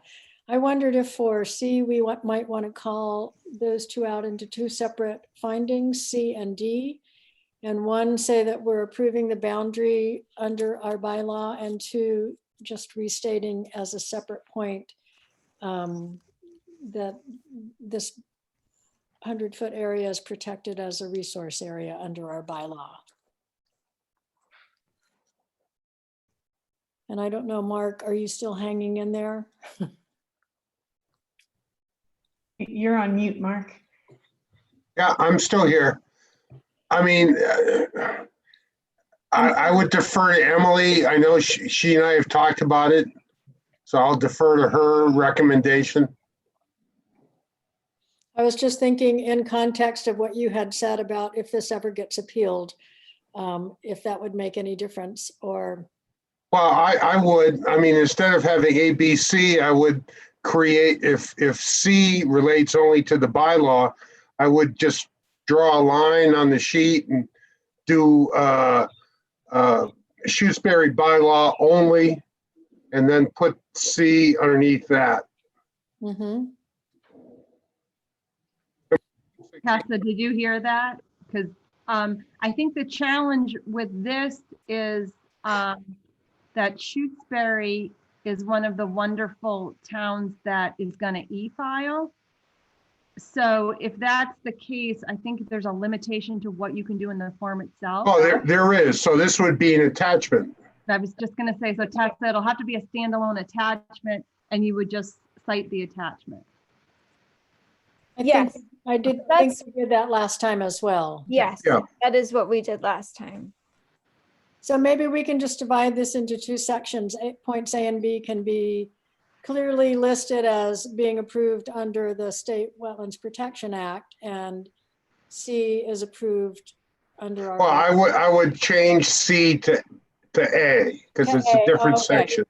Oh, gotcha. Okay. That's Okay, that's cleaner, I think. okay. So at the top, I would say wetlands protection attachment for under wetlands protection, just so it's. One thing we don't want is any confusion. Yep. Wetland protect. Everyone's breaking up. Are we losing the connection? Mark, would you? Oops. What do you need, Tessa? Just wetlands. Oops, it needs an S. Yeah, Wetlands Protection Act. That's that- fine. Yeah. That's fine. I'm gonna say, I think the top is both. Right. Okay. Good point. Or would it be better to say Wetlands Protection Act A and B, and then under town bylaw, relist A and B? Well, if you protect the same resource areas we do under the act and have additional ones, I don't know if you need to have separately Shutesbury town bylaw up there. I mean, again, I'll defer to, I mean, you know, it really is not good that our forms haven't been updated the way they should have been. I mean, it really should be a separate form for an ORAD for if it's a bylaw. Because a lot of towns, they do the same thing. They protect isolated vegetated wetlands under the bylaw. Have any towns created their own forms?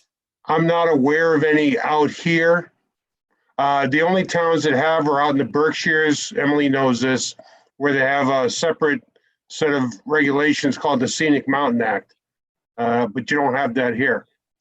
So, I mean, if you want to put it there, as long as it's clear, but I'm just afraid that if you put Shutesbury town bylaws up next to wetlands protection, then it's going to be questioned if there's an appeal. So then what if we restate A and B also under the Shutesbury bylaw? Okay, no, that's fine. You can do that too, absolutely.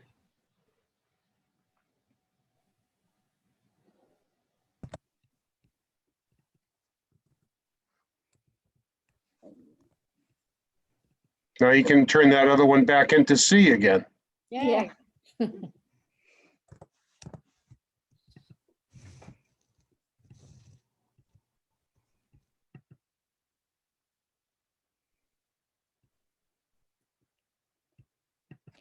I mean, I've asked MACC before to start working with more towns on having them come up with, helping towns come up with their own forms, and I don't know if they have or not.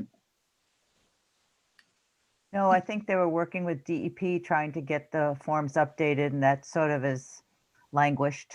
Right, but Janice, and the commission, what happens when you have a project only subject, I mean, I've run across this too often.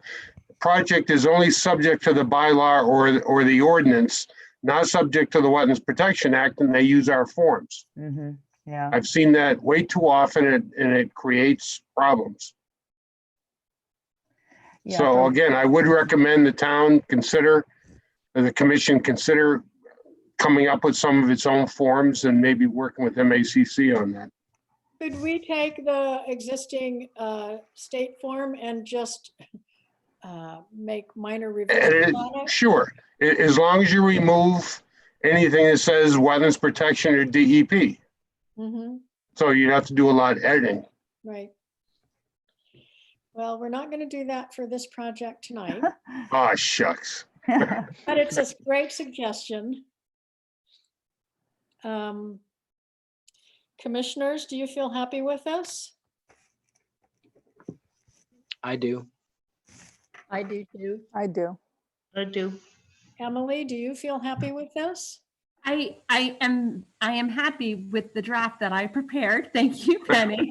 And I love the feedback and the discussion. Thank you, Mark. It's always challenging to sort of find find solutions with these forms. I have one question for the applicant.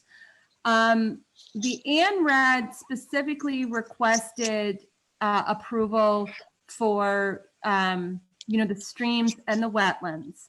But on the site plans, they have color-coded areas and called them out as, I believe, land under water bodies and waterways. Now, that is a boundary that was not delineated and has not been presented for review. We just have a color coding there. Was it the intent of the applicant was Coles asking to have land under waterways approved?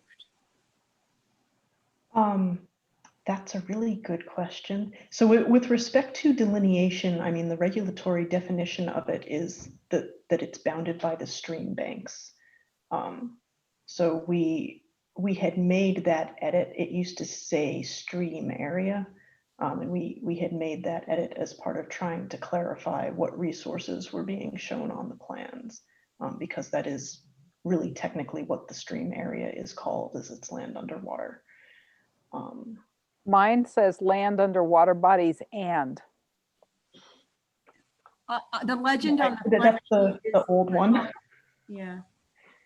No, it's a new one. So the boundary for land under waterways is actually lower bank and not upper bank. And since lower bank was not delineated,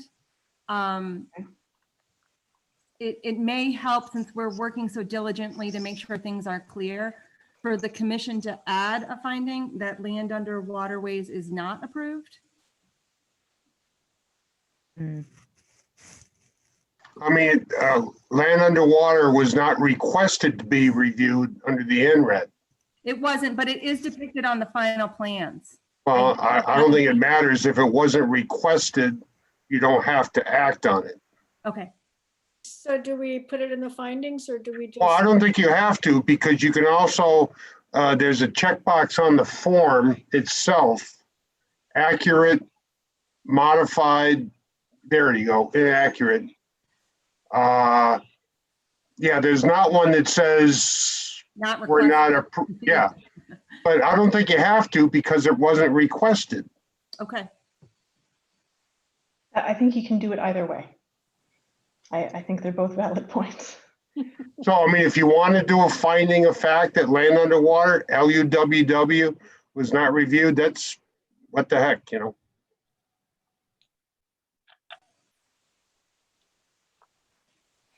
Though on a related note, I really appreciate that we're all going through this right now. There are clearly a couple of typos in the legend.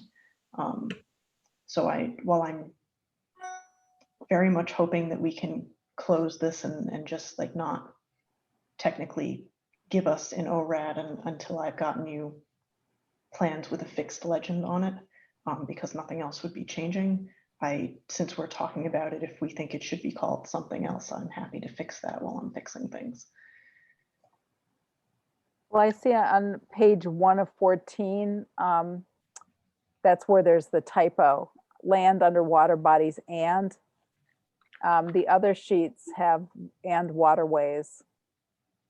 Oh, the correct term is land underwater bodies, which is 2 words, water bodies, and waterways is 1 word. So land under water bodies and waterways. Right, I think that Emily was telling me that we didn't technically delineate that resource because Right. we're looking at the upper bank limit. So if we think it should be called something else here, because that's not really what's delineated, if there are any preferred suggestions, I'm happy to run with it. Well, I don't even think you have to mention it. Okay. Because it wasn't asked for and it's not noted in the form, in the ORAD form. Does it make sense just to take it off the legend? If It's not going to hurt anything. You weren't asked and you didn't review, you didn't approve or anything. It's not even mentioned. I don't think you have to. I mean, it's most ORADs, most ANRADs, unless there's stream crossings involved, I don't recall the last time I've ever seen an ANRAD with land underwater bodies and waterways delineated. Penny, I think that I would just go back to calling it stream area, because it's more that it's a nice color to make the stream stand out on the plans by having the inside colored. That's more the purpose of that layer originally in the legend. And Emily, do you have any thoughts on that? I think that's fine. If she just wants to completely remove the regulatory terminology, then I don't think there would be any confusion in the future. I don't see someone coming back and saying, oh, but wait, I have an ORAD plan that says stream area is approved. So I think that would be more than acceptable. Okay. All right, so I'll put that on my list of typos to fix. And in that regard, this is Janice, I would just say, and I assume you're going to get to this, but just to maybe approve it contingent upon the discussed revisions to the legend. I'm against that. I'm against that. Why? Because once you close a public hearing, you are legally unable to acquire more information, which includes revised plans. I don't want you to do it. I really don't. Because trust me, I can tell you horror stories of this happening elsewhere, and it's not something I ever want to see. You legally, once you close, you cannot accept revised plans, period. The public hearing is closed, because what happens if Maria comes back and there's another typo and it's got to get revised again, and then something else happens, you're past the 21 days. And trust me, it's a regulatory nightmare when that happens. Either accept it or continue it for another 2 weeks, another month, which should not be a hardship. I mean, that's my suggestion. You really don't want to close up contingent upon receiving additional plans down the road. It's a horror show. Probably a good just practice for all situations. It's not normally something that we request to be able to do. It's just that there's been so much discussion already about these plans, and we're all. Well, I totally understand, Maria, but then don't close the hearing. Mm-hmm. Well, we have talked about it a lot tonight.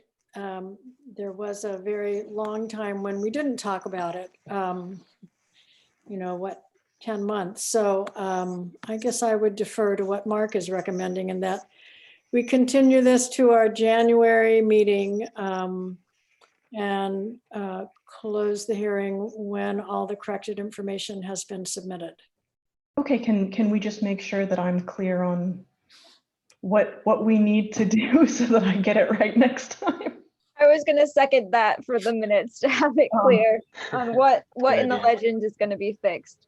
So something that I would personally like to do is I would like to put NHESP in front of the certified and potential vernal pool things in the legend. I didn't realize that was missing before.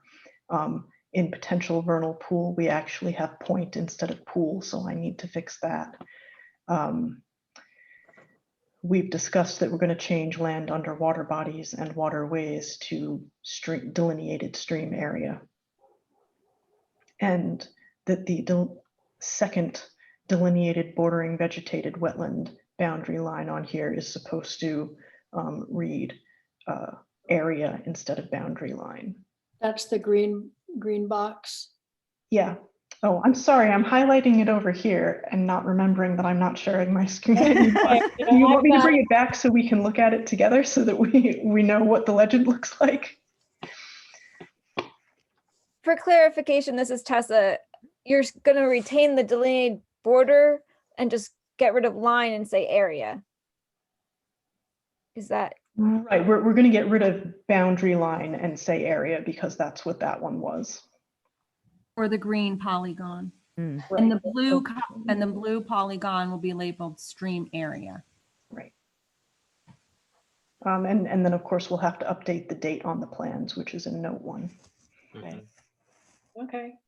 Yeah, that all sounds good, and I think it'll be a pretty neat and easy bow to tie up at the next meeting.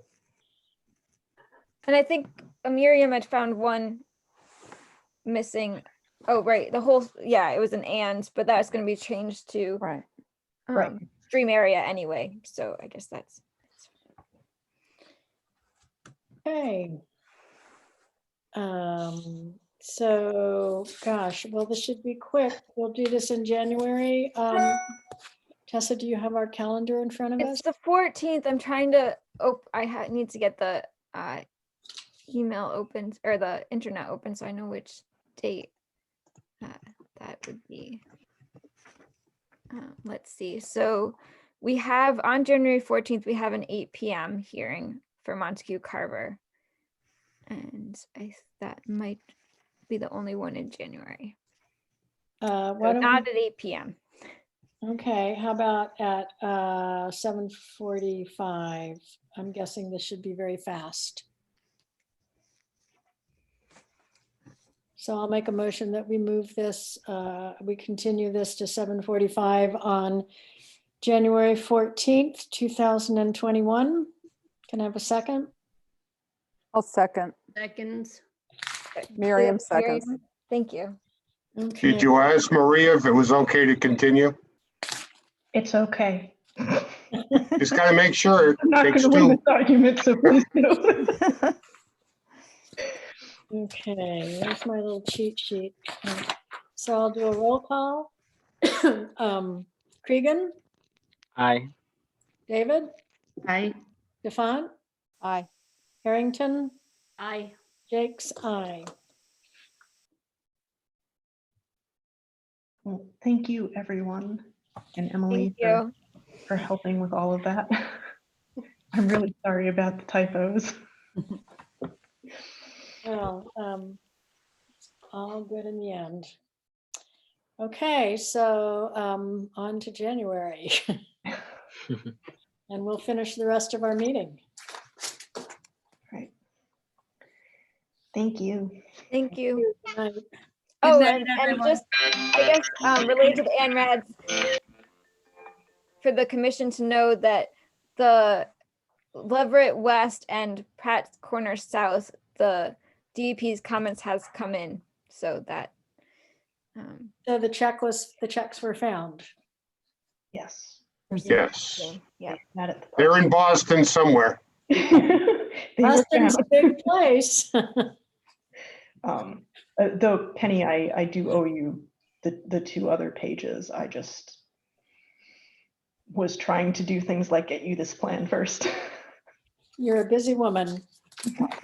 But I am aware of the other things you asked for, and I'm working on getting them to you. Okay, great.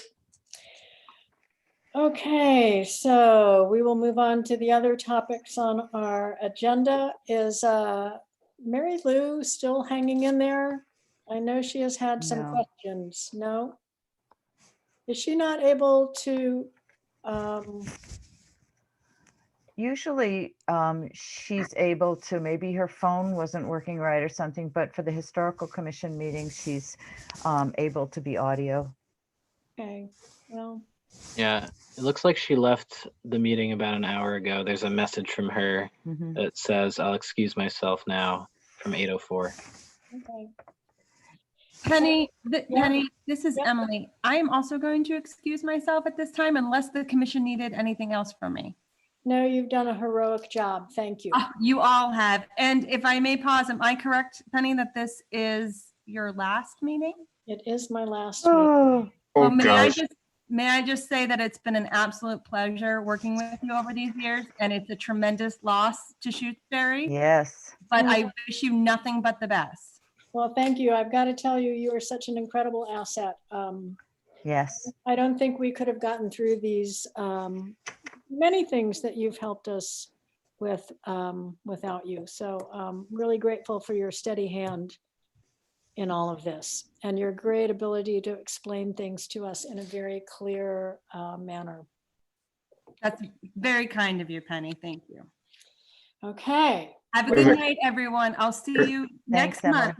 Okay. Thank you so Penny, much. are the commissioners going to make you a cake? Well, gosh, I've been eating a lot of holiday cookies and it's Hanukkah. You know, if I weren't at this meeting tonight, I would have been frying latkes, but what can I say? Oh, The sacrifices we make. Yeah. So Janice, I want to say the same thing that Emily said. It's really been an honor and a privilege Penny. working with you. You care so much about what you've been doing. It's just amazing. You know, Yeah, Gonna the make town me is, cry, Mark. the town is so much in your debt for all you've done, you know. Well, Yeah. it's mostly been fun. Mostly been fun. A lot of work, though, I gotta say. It's still kind of amazing to me that the state can get away with having a bunch of volunteers implementing the wetlands protection at And the local level. trust me, I've talked to Dave Cameron about it, my boss, and we kind of agree. It's really an unfunded mandate. It puts a huge burden. The state asks so much of the commissioners, and you know, I'm really the only resource at DEP you have, and I work for 106 cities and towns, so I can only do so much. But Well, I but try my hardest. you are a tremendous resource as well. And man, to all the commissioners that are remaining, don't ever, if they ever try to cut Mark's position, go to battle. Yeah.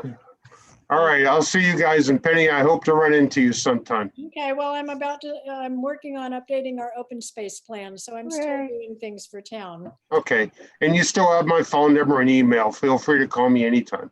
Okay, I'll just ask you random questions. Okay, that's fine. All right, good night, everybody. Good night. Good night, Mark. Bye. Thank you, Mark. So Yeah, Penny, you're just gonna come to every meeting after, right? And just I'm gonna As a stay- consultant. Well, I'm certainly willing to answer any questions for as long as you need me. But I do intend to start listening into planning board meetings when projects are actually presented. So Mhm. I will That would be become- really helpful. I will be a gentle thorn in the side of the planning board. Make them do the right thing. Good. Wow. So Penny, I have a question for you about the ANRADs or the whole commission. At one point, the ANRADs were like being officially postponed because of the whole COVID thing. And then the state has come out and said, okay, you can no longer just postpone public hearings anymore, waiting for public being able to be there physically. So does that mean that you are moving ahead with some of those older ANRADs and trying to finish them off, sort of like what you're doing tonight? Are you doing that with the other ones as well? We are. Okay, because I wanted to tell the Zerwankas on Carver Road, they keep asking me, and I said, don't worry, it's okay until the epidemic, the pandemic is Well, over, but now it's changed. I think we realize that it may be a year before the pandemic is Yeah. over, and that as we've become a little more comfortable on Zoom, although frankly, I still hate it. Yeah. But as we've become a little more comfortable, we've tried to move on with things. Frankly, the reason these coal sand rads have been postponed is because TRC is just now finally getting us information. Okay. And I think I mentioned this to you in passing, the Carver Road project is being expanded to I think it's a 40-acre parcel south of Carver Road on the Montague Road side. So we haven't, Yes, west. we haven't seen correct me, Tessa, we haven't received a formal delineation for that yet. We have not received any revisions for anything besides the ones that have been coming. Right. And so Okay. there will still be that whole peer review process on that, which Okay. with the weather, who knows when that will happen. So that one is likely to be continued for a good long while. Okay, good. Thanks. Yeah. So yeah, it's been kind of baffling that all this work was done in the spring with Emily going out with wetland scientists from TRC, and a lot of information was passed back and forth. And then for some reason, the whole process just stopped for about, I don't know, 3 or 4 months. Mm-hmm. And it's just starting up again. Can't Okay. explain it, but so that's what's happening. Thank you. I think it may have been linked to their subdivision plans. Oh, no, I think the subdivision plan was linked to, well, yeah, maybe I think that was just sort of testing the waters, but Yeah, but that's where they were putting their energy for a while. yeah, right. Anyway, but that didn't Okay. really involve TRC very much, because TRC had nothing to do with the subdivision plan. So. I frankly, on this track that we're just reviewing, I can't imagine how they can build something on that tract with all the wetlands that have now been delineated. There's really no I can't either, but blocks of terrain, but and no block that's accessible. and no way in, right? Yeah, well, that's not what we're being asked to No, review it's at not. this point. So Yeah.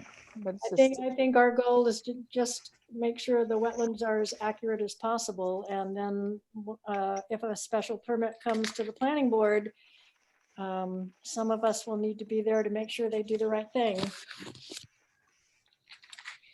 So in moving on with the agenda, Janice Stone's comment kind of connected to one of the items I had put on the agenda, the changes to the COVID-19 legislation. So she just mentioned that, but in case the commissioners weren't aware, that the tolling period extending until the end of emergency has been, I don't know, revoked might seem a little strong, but saying that commissioners can, as long as they have access to technology that allows them to hold meetings like Zoom, we have until December 1st to start up any pending hearings, but we've already kind of moved into that. But just so you know, we don't have a get out of jail free card. We have to hold meetings now. Okay. Yep. Well, good to know. Okay, so our next topic is Southbrook Conservation Area. Couple interesting things on that front. I think I've kind of given up on the intern that was doing the mapping for us, and to that end, I boldly, on behalf of the commission, submitted a project to the CPC to fund someone to create a map for us. So we'll see where that goes. They met earlier tonight, and I haven't heard what the outcome of this is, but I would hope to accomplish the same thing we've tried 2 times in the past to do with UMass interns, which is to end up with a trail map of the property, and also to have, I guess I would call it a usage plan about what activities are appropriate for the different trails. And I say that knowing that at least one of the trails goes through a fairly wet area and might be less suitable for things like mountain biking. Anyway, hopefully the plan would let us create signage and rules about what can be done where there. So Janice, I see you're popped up again. Did you have a question, or No, no, not in particular. Okay, because I know you have an interest in that property too. So where is it? This is, it's called the Southbrook Conservation Area. It's an area that the Conservation Commission manages. It's directly south of Lake Wyola. It pretty much starts by the boat launch. And it's the forested property more or less between Locks Pond Road and Wendell Road. It's about 40 acres. And I would say that when we were involved in purchasing the property, there was quite a lot of strong comments from the snowmobilers who wanted to make sure that the trails were not off limits to all the areas that they have been using for years. So just beware of that when you're going through this. And I'm actually less concerned about snowmobilers than I am about like ATVs or, I know. or even mountain bikes in wet areas. But Mm-hmm. so that we'll see what happens with that. I found out through the grapevine that there was another CPC submission for that same property by some mountain biking group who is proposing, yeah, interesting, who's proposing putting in a new set of trails specifically for mountain biking. And a new set? A new set of trails, so there's no overlap between us pesky hikers and the mountain bikers. Do you know the name of the group? Is that the is it NIMBA? I don't know the name of the group. I haven't actually seen the Oh, proposal. okay. So I'm very curious about that. I have talked with people on the CPC just to make sure they know this is a property managed by the Conservation Commission. Yeah, And that any project would have to be vetted by the commission. So, yeah, yeah, This should man. maybe even yeah, come to really. us. Yeah, interesting, huh? Yeah, and so it's a 40-acre parcel. It's really hard for me to imagine how there could be another whole completely different set of trails in there that I mean, it's not a very big area for mountain bikers. So we'll see where that goes. But the commission will likely, I'm just telling you this because the commission will likely have some representative from that group if the project makes it through the first hurdle of the CPC process. They will come to you, and I urge you to, rigorously look at their plan and just make sure I mean, you might want to delay it until after we get a usage. Well, I guess I don't know. You'll have to figure out how to coordinate that. So, yeah, what was a surprise? Next on the list is top of the lake conservation area. So I reported last time that the fence had been installed. And I just found out that the DPW has installed the steps going down the bank and put in the stone canoe launch pad. I mean, it's not really, it's basically just a stable, large stone on the edge of the lake there on which someone could stand while they're getting into a canoe or a kayak. So those are all in as well. So Congratulations. Yeah, I feel like I should get a crown for that one. I know. So there's still more plantings or anything else that have to be done or what? Yes, in the spring. And I've actually found a young woman who's a resident around the lake right now, who's a postdoc at UMass, and her specialty is sort of, how can I say it? Sorry, I'm in my after 9 o'clock inarticulate phase. She studies the interaction of plants, insects, and birds. And she's very interested in working with me to put in native plants and plants that are useful to pollinators. So that should be my connection. So maybe I'll take a quick, well, the next topic on here is conservation. Well, let me grab a piece of paper first. So I think you all know that this is my last meeting. What I would like to do with the permission of the commission is stay on through the end of December. There are a couple of things that I'm still hoping to finish up before I completely close up shop. One of which is prior to becoming the chair during COVID, and I think most of you know we didn't have a chair for many years. No one wanted to do it. But I took it on because it was really necessary during this time. Anyway, before that, I was the secretary for many years, and one of my jobs was to write the annual report each year. So Linda, who our former clerk, finished the activity log that we keep each year that tracks all of our site visits and all of the projects that we have before us, and where they are in time. And she has completed that for the last year, which ended June 30th. And I would like to write that final annual report for you to review at your January meeting. The other thing is I'm hoping you're willing to let me finish up these projects that I've started. One of them is the Southbrook Conservation Area CPC project, getting a map done there. And the other is finishing the plantings at this boat launch and putting in some signage there. So I hope you're amenable to letting me continue to do that even after I'm no longer on the commission. So Penny, Yes. did you misspeak? Because you said you're staying till the end of December 2021, right? No, 20. No. I said at the beginning of this 3-year term that this would be my last term. And I said, and my term expired in June.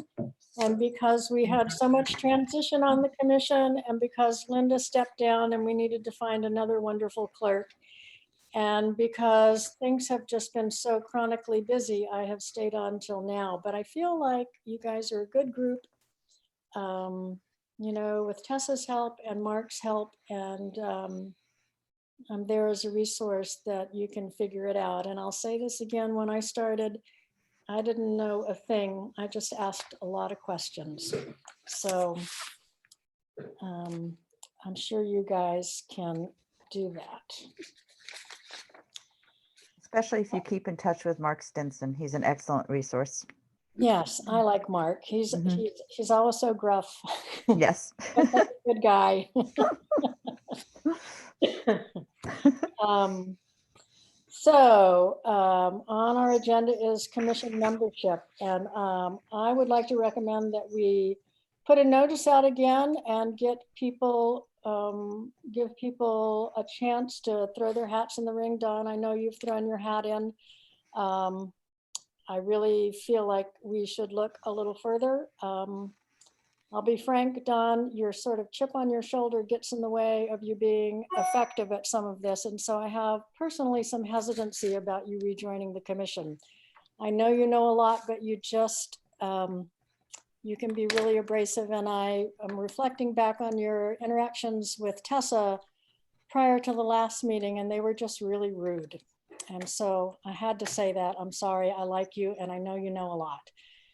But I would encourage the commission to look broadly and find someone who is good to work with and is willing to learn how to do things. So that's my opinion on this. Of course. I'll just throw in I mean, I understand the concern about what happened with Tessa. I do want to say, I think Don could be a real resource for the commission, and I think his knowledge could be extremely helpful to us. Not sure we'd find somebody with his background. Well, you know, you got to balance that, and you guys will have to make a decision. I certainly encourage you to at least look broadly before you make a decision. And so you'll have to make that decision in January when the time comes, but that's my feeling on this. And as I said, I know Don knows a lot. Commission chair discussion. So I'm going to recommend that you elect Liam as chair. I think Liam at this point in time has the strongest knowledge base among the group of you. I think the fact that he's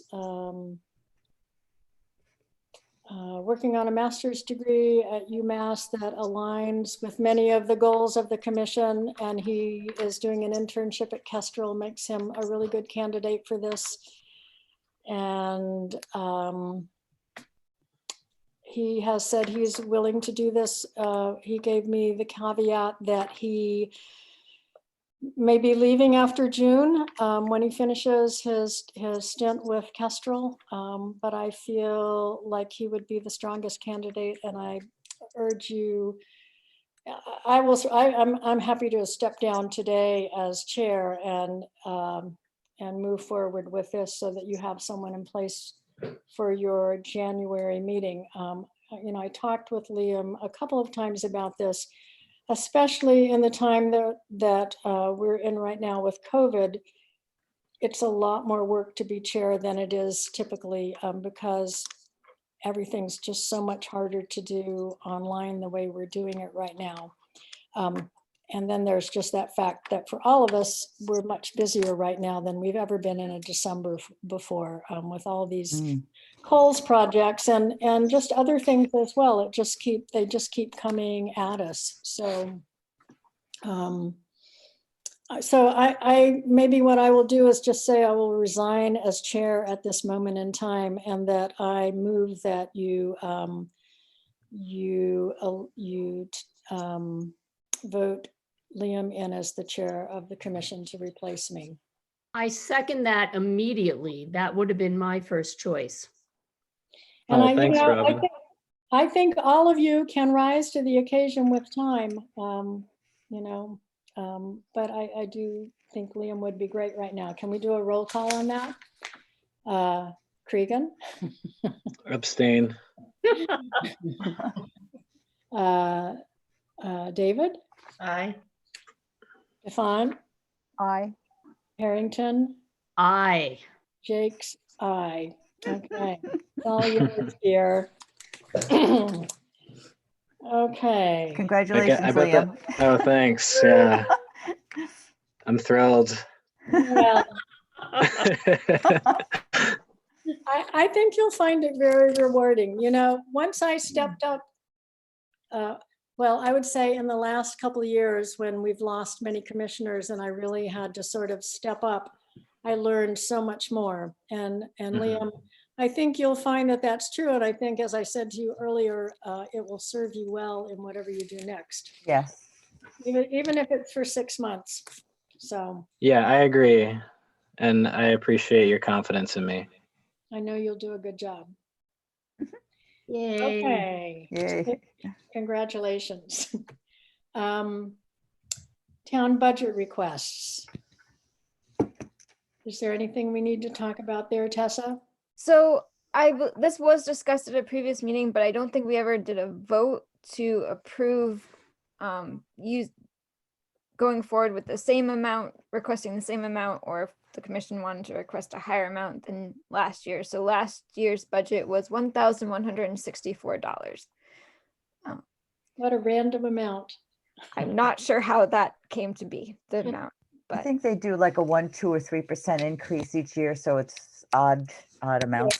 I think they're asking right now for committees to level fund if they can.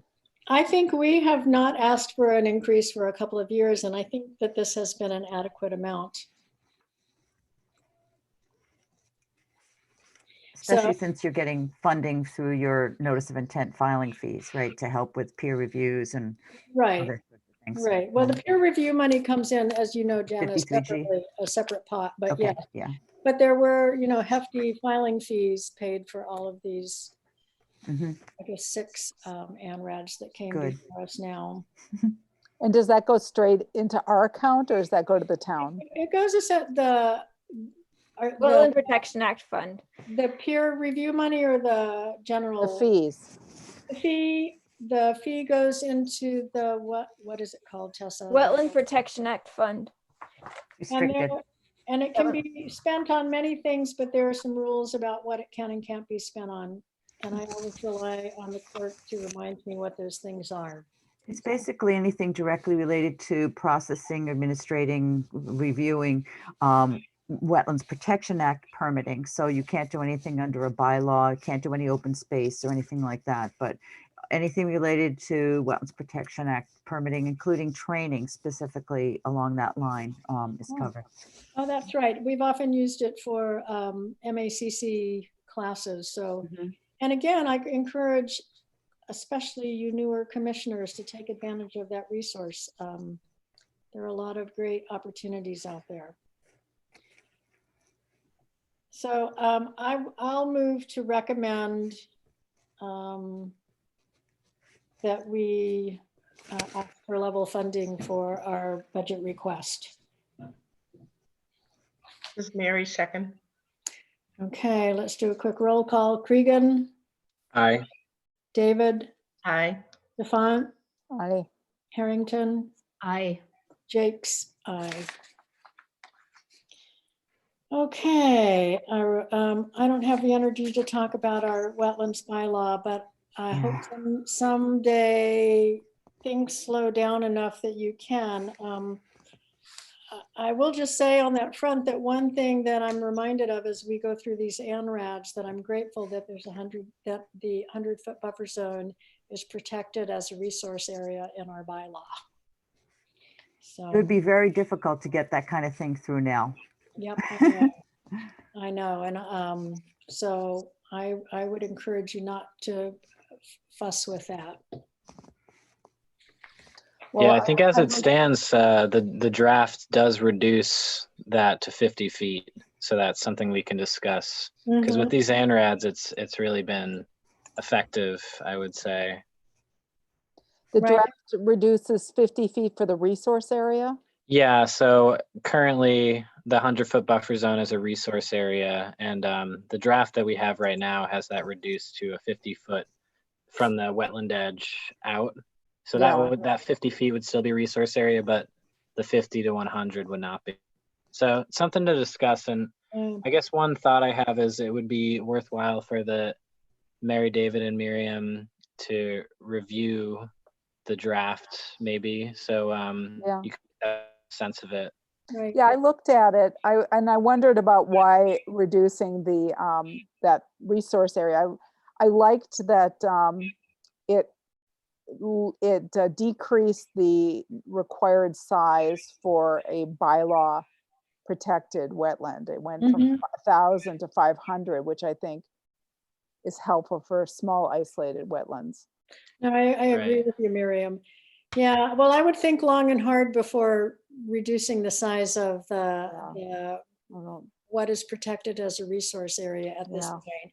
You know, I don't know where I came across this. I was reading something somewhere in which basically it said that DEP for years has tried to get the state law to reflect what we have here in Shutesbury, and they have not managed to get much traction on that. So, you know, I don't know, Janice, was this your good idea many, many years ago? I guess so, yes. I don't remember too well anymore, but I'm the one who wrote it, so I guess I did. The Janice for better or worse.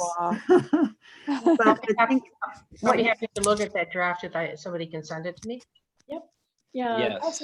Tessa should have access to that, I think. Yeah, I can check. Liam, did it also, I'm just remembering, because I had a question about it. The bylaw draft also was reducing a buffer zone on Lake Wyola. Yeah. And I didn't understand that exactly. Yeah, why? So the logic behind it was that right now you file a notice of intent. You need to file a notice of intent if you're going to work in the resource area. And so what we had discussed was the fact that there are a lot of projects. And then the second thought was that we don't actually follow the bylaw a lot of the time when we're processing projects. So say for the project we discussed tonight that wasn't actually in a hearing, that would, if we interpreted our bylaw strictly, we would have anybody doing a tear down or any work along Lake Wyola, we would have them file an NOI because it's in the resource area for the Shutesbury local bylaw. So kind of right now we interpret that loosely depending on the type of project. And so reason for reducing it around Lake Wyola was to perhaps give a bit of wiggle room and not necessarily have to loosely interpret the bylaw based on the type of project, and instead say, okay, this isn't necessarily resource area, but we could still have them file an NOI if it felt intense. So that was kind of the logic behind it. I think there are other ways to handle that in terms of the type of project, or if it's landscaped lawn areas or something like that, then it won't necessarily have the resource values or something along that line.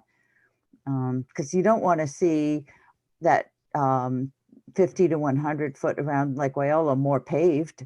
I mean, you want to, so there are things that would still apply within that full 100 that you would want to have some say over. Right, and I guess our thought process was that we would still have the say in the end. And a lot of the times, I guess we don't necessarily choose to have say in a lot of cases, but we still could say, hey, this is resource area, you have to file an NOI. So I see keeping it as 100. Yeah, that's what we do now, though. We still have, it sounds like you're saying we have some wiggle room right now.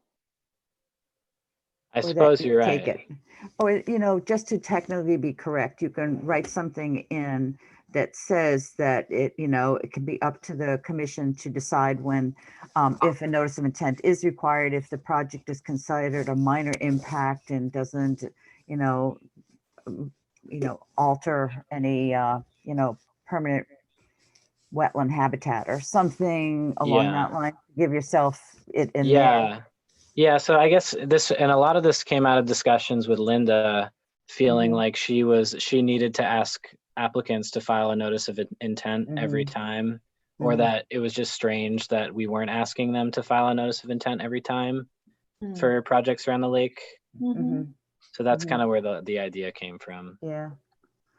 I'd rather see a way that you made a route for simplifying for simple projects rather than to eliminate that zone altogether. Right. Yeah, I think I that's a mean, good idea. it's one of the challenging things about the Wetlands Protection Act. It doesn't really differentiate between putting in a new mall or Yeah. adding a porch to your existing dwelling, you know, and I've never really figured out how to cope with that sort of discrepancy, because most of the projects we have in town are relatively minor. You know, by and large, it's building a new house. But more often it's adding a garage or putting on a porch. And I agree. I find it hard to ask someone to file a notice of intent to do those more minor projects, but it'd be great to figure out a way to sort of divide them into categories, like, you know, tier 1, tier 2, tier 3, but that doesn't seem to be the approach the state has taken. Janice, could we get you to take a look at the revisions and give us some Yeah, I'd like to feedback? look at it. I'm not gonna force myself on you guys, but I'll take a look at it and I may have some ideas or I won't, or I can at least check around and see what other people are doing through MACC's bylaw lists and stuff to see if there's anything that would help. Yeah, that would be great.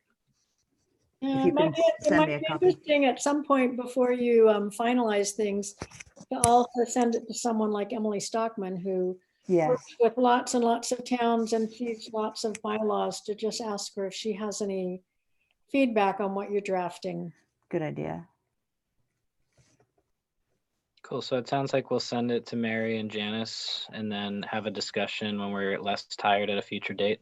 Yeah, good luck on that. It I doesn't know slow down ever, but It does seem crazy. And I will say, you know, I know our schedule has always been to have one meeting in January, February, and March, but there have been times when, just for everyone's sanity, we've scheduled a second meeting.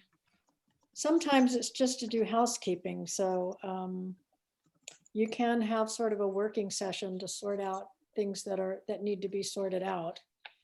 Actually, that's what I was going to ask. Have you ever added a meeting just to have these kind of discussions? Not schedule other things, but get caught up on all the other things? No, Mary, that's a great idea, because it's really hard to have a discussion about something critical like changing a bylaw When at we're 9:30 tired. at night when everyone is fried. Yeah. I mean, So with all of these ANRADs coming in, that we still have to get through, I'd like to suggest that either in January or February, we have one extra meeting at least, just to, you know, it's rough going till 10 o'clock. no, I agree. And I'm sure you've observed that after 9 o'clock, I become like unable Yeah. to get out a coherent sentence anymore. Yeah, I'm sundowning. Yeah, and I find these Zoom meetings just exhausting. Yeah. Mm-hmm. Yeah, so So with, Stephanie, is that there's something one you- other item pending. what's that? It's just the site visit for 31 Lakeview Drive. That was the one. Oh, right. Oh, right. Thank you. I skipped over that.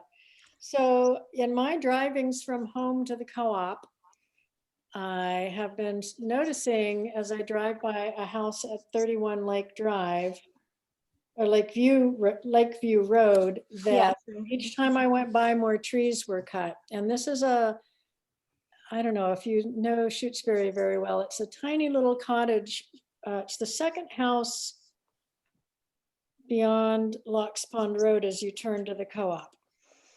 And Oh, frankly, yes. it looked like it was about to collapse. It's got moss on the roof and it was completely overgrown. Anyway, every single tree on the property has been cut Whoa. right down to the stream. And it's all riverfront. I've been seeing that too, Penny, and saying, I've got to talk to the Concom about that. So I asked Tessa to get in touch with the property owner, and Tessa, I'll let you describe what happened. So Penny and I collectively drafted a, Penny didn't want to go to the extreme of issuing an enforcement order right off the bat. So we sent a letter just letting the landowner, who's Joe Salvador, to telling him that all cutting had to cease and that they needed to get in touch with the Conservation Commission because it fell into jurisdiction of the Wetland Protection Act. And it just happened to be that last week I was at the office when Joe Salvador stopped by. So he has given me his phone number. He said he's happy that all the cutting at this point has ceased. They cut what they were, maybe because there's no trees left. I haven't been by the property, but maybe there's no trees left to be cut. But so the cutting had already ceased by the time they got the letter. But he is happy to have us arrange a site visit. So that's why it's on the agenda, so that at least 2 commissioners can arrange a time to visit the property and decide if there's mitigation that they want to require or what.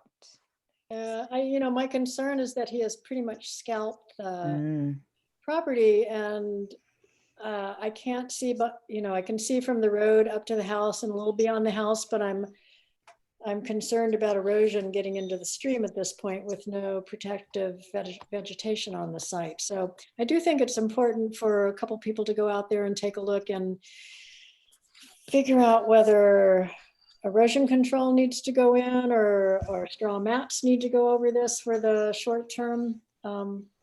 Anyway, it's something that should be taken care of quickly if it can be mustered. So would those be our options as mitigation efforts? Is there another angle with enforcement that we might have to look at? I think there are many different options. You could ask him to be planned, although this is, a tough time. I think at the very least you may, well, as I said, I can't really see down to the riverbank. It kind of drops off a little bit. And so I don't know if there's vegetation down there that's sort of holding any movement of silt towards the stream at bay. I would think, I don't know what, Tessa, do you have a sense of what his long range plan is? He said that he is interested in trying to save the cottage. I didn't hear any big exact details. I suggest you talk to Mark Stinson. He always has some really good ideas about enforcement and especially like what things to ask for or not to ask for. What I've learned from him is that you don't just ask as in a violation or an enforcement that they file a notice of intent, because if they do, maybe it's a really lousy one, and then they met your requirement, but it's not enough to restore the site. So at some point, usually what happens in these sort of situations is if you can get them to do it without an enforcement order, that's fine, but you're probably going to need one in order to have DEP backing. And you're going to need that he creates a restoration plan for the site. But like Penny said, the first thing would be to establish erosion and sediment control. That's a cold water fishery stream. So it has special significance. And the way we have freezing and thawing and our heavy storms, if it doesn't happen now, I mean, November and March are the typical times to get that, maybe even February. So even if now you say, oh, we're going to have snow on it. Well, the snow may be on it, but it may melt in January, and then we get some heavy rains and you can end up with a lot being pushed down into the stream. But I would say talk to Mark for some ideas. And if he's willing to work with you, that's great, but don't don't expect that he's going to want to put the money out for a restoration plan or even to get the initial erosion and sediment control in the ground. You say, oh, there's snow now, I don't need it. You still need it. I think he would be directed to put erosion control in. Yeah. At the outcome of the site visit at the very least. And depending what was observed when you went to the site, you might have to ask them to do more. And if you have to, it'll be done in an enforcement order. And I would suggest that you run whatever you put in an enforcement order by Mark before you send it. Yeah. He has a lot of good suggestions about how to do it in a way that will actually accomplish what you want to do. And DEP can support, which is an important big stick at the least to have. Right. So anyway, there's that little niggling thing. Well, not that big niggling thing that needs to be dealt with. And I'd suggest that two of you try to go out there within the next week to take a look at that. Yeah, it would be helpful if just to make sure it happens, if at least two commissioners would be willing to volunteer right now to take that on. I'll go. So sometime next week, I could probably go too. Although I think I'm limited to the mornings, probably like 9 or 10 start time. That's probably going to be better for me too. Let me just pull up my calendar. You know. And I could also go. May I ask if any of the trees were by the side of the road? Don, I can't say, they're all gone. I mean, I'm sure there were trees on the road, but there are no trees now. I mean, if he's planning on stumping, he's not going to just leave stumps there. It's a house lot. That's true. Yeah, I don't know. Going to excavate those stumps? At the moment, he's not. He's been told not to. Yeah. Liam, Monday morning would work well for me. Yeah, I could do Monday. Does that give us enough time to notify him? I do have a phone number, so I could at least try. Okay. Yeah, I pretty much. Well, let me just double check the calendar really quick. But typically, I don't have commitments until later in the day. So 31 Lakeview Road. Right. Yeah, it's literally around the corner from the end of Locks Pond Road. If you go to the north end of Locks Pond Road and go left, it's the second house on the left. 2 down from the dam or 3 down from the dam. I think it's 2 down from the dam.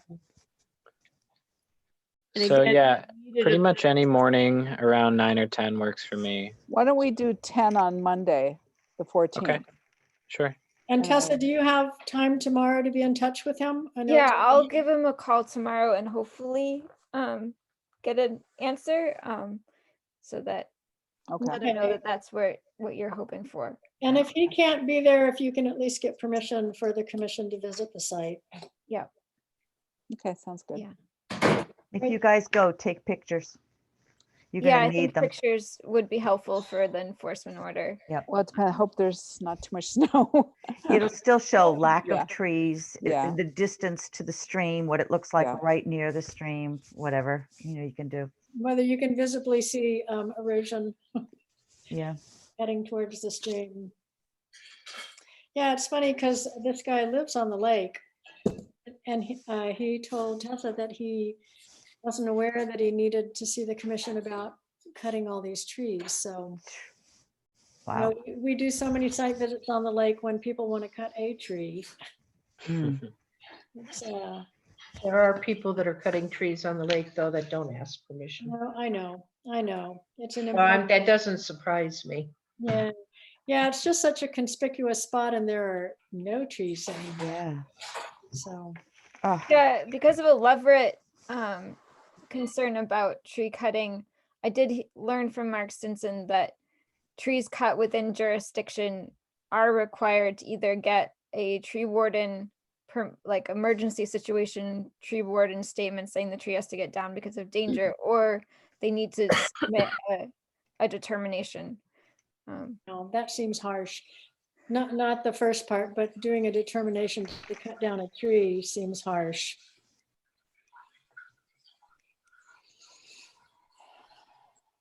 Well, okay. Are we done?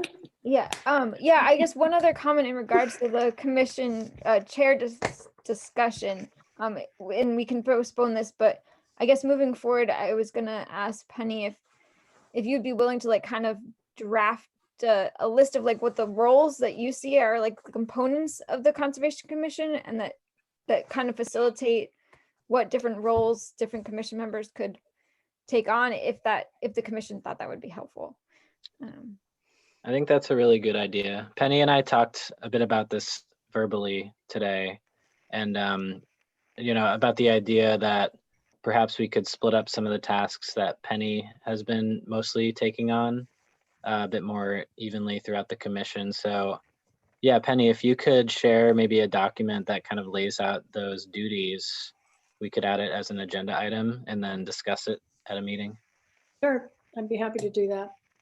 Thank you. I think you probably have the fullest picture of what the different moving parts are. Right. Well, the other person who has a good view of that is Linda. So maybe I'll work with her on that. That would be, That's good. Yeah, that'd be awesome. Okay, well, I move that we close our meeting at 9:51 p.m. I'll second. Okay, all in favor, say aye. Aye. Aye. Okay. Thank you, Penny, for everything. Yeah, Sure. Penny, thank you so much. Well, and also I'm still around, so feel free to call. And happy Hanukkah, Merry Christmas, Happy New Year, whatever, Happy Solstice. See you all around. Thank you, Penny. Yeah, thank Thank you. you. Good night, everyone. Good Good night. night. Night. Congratulations, Liam.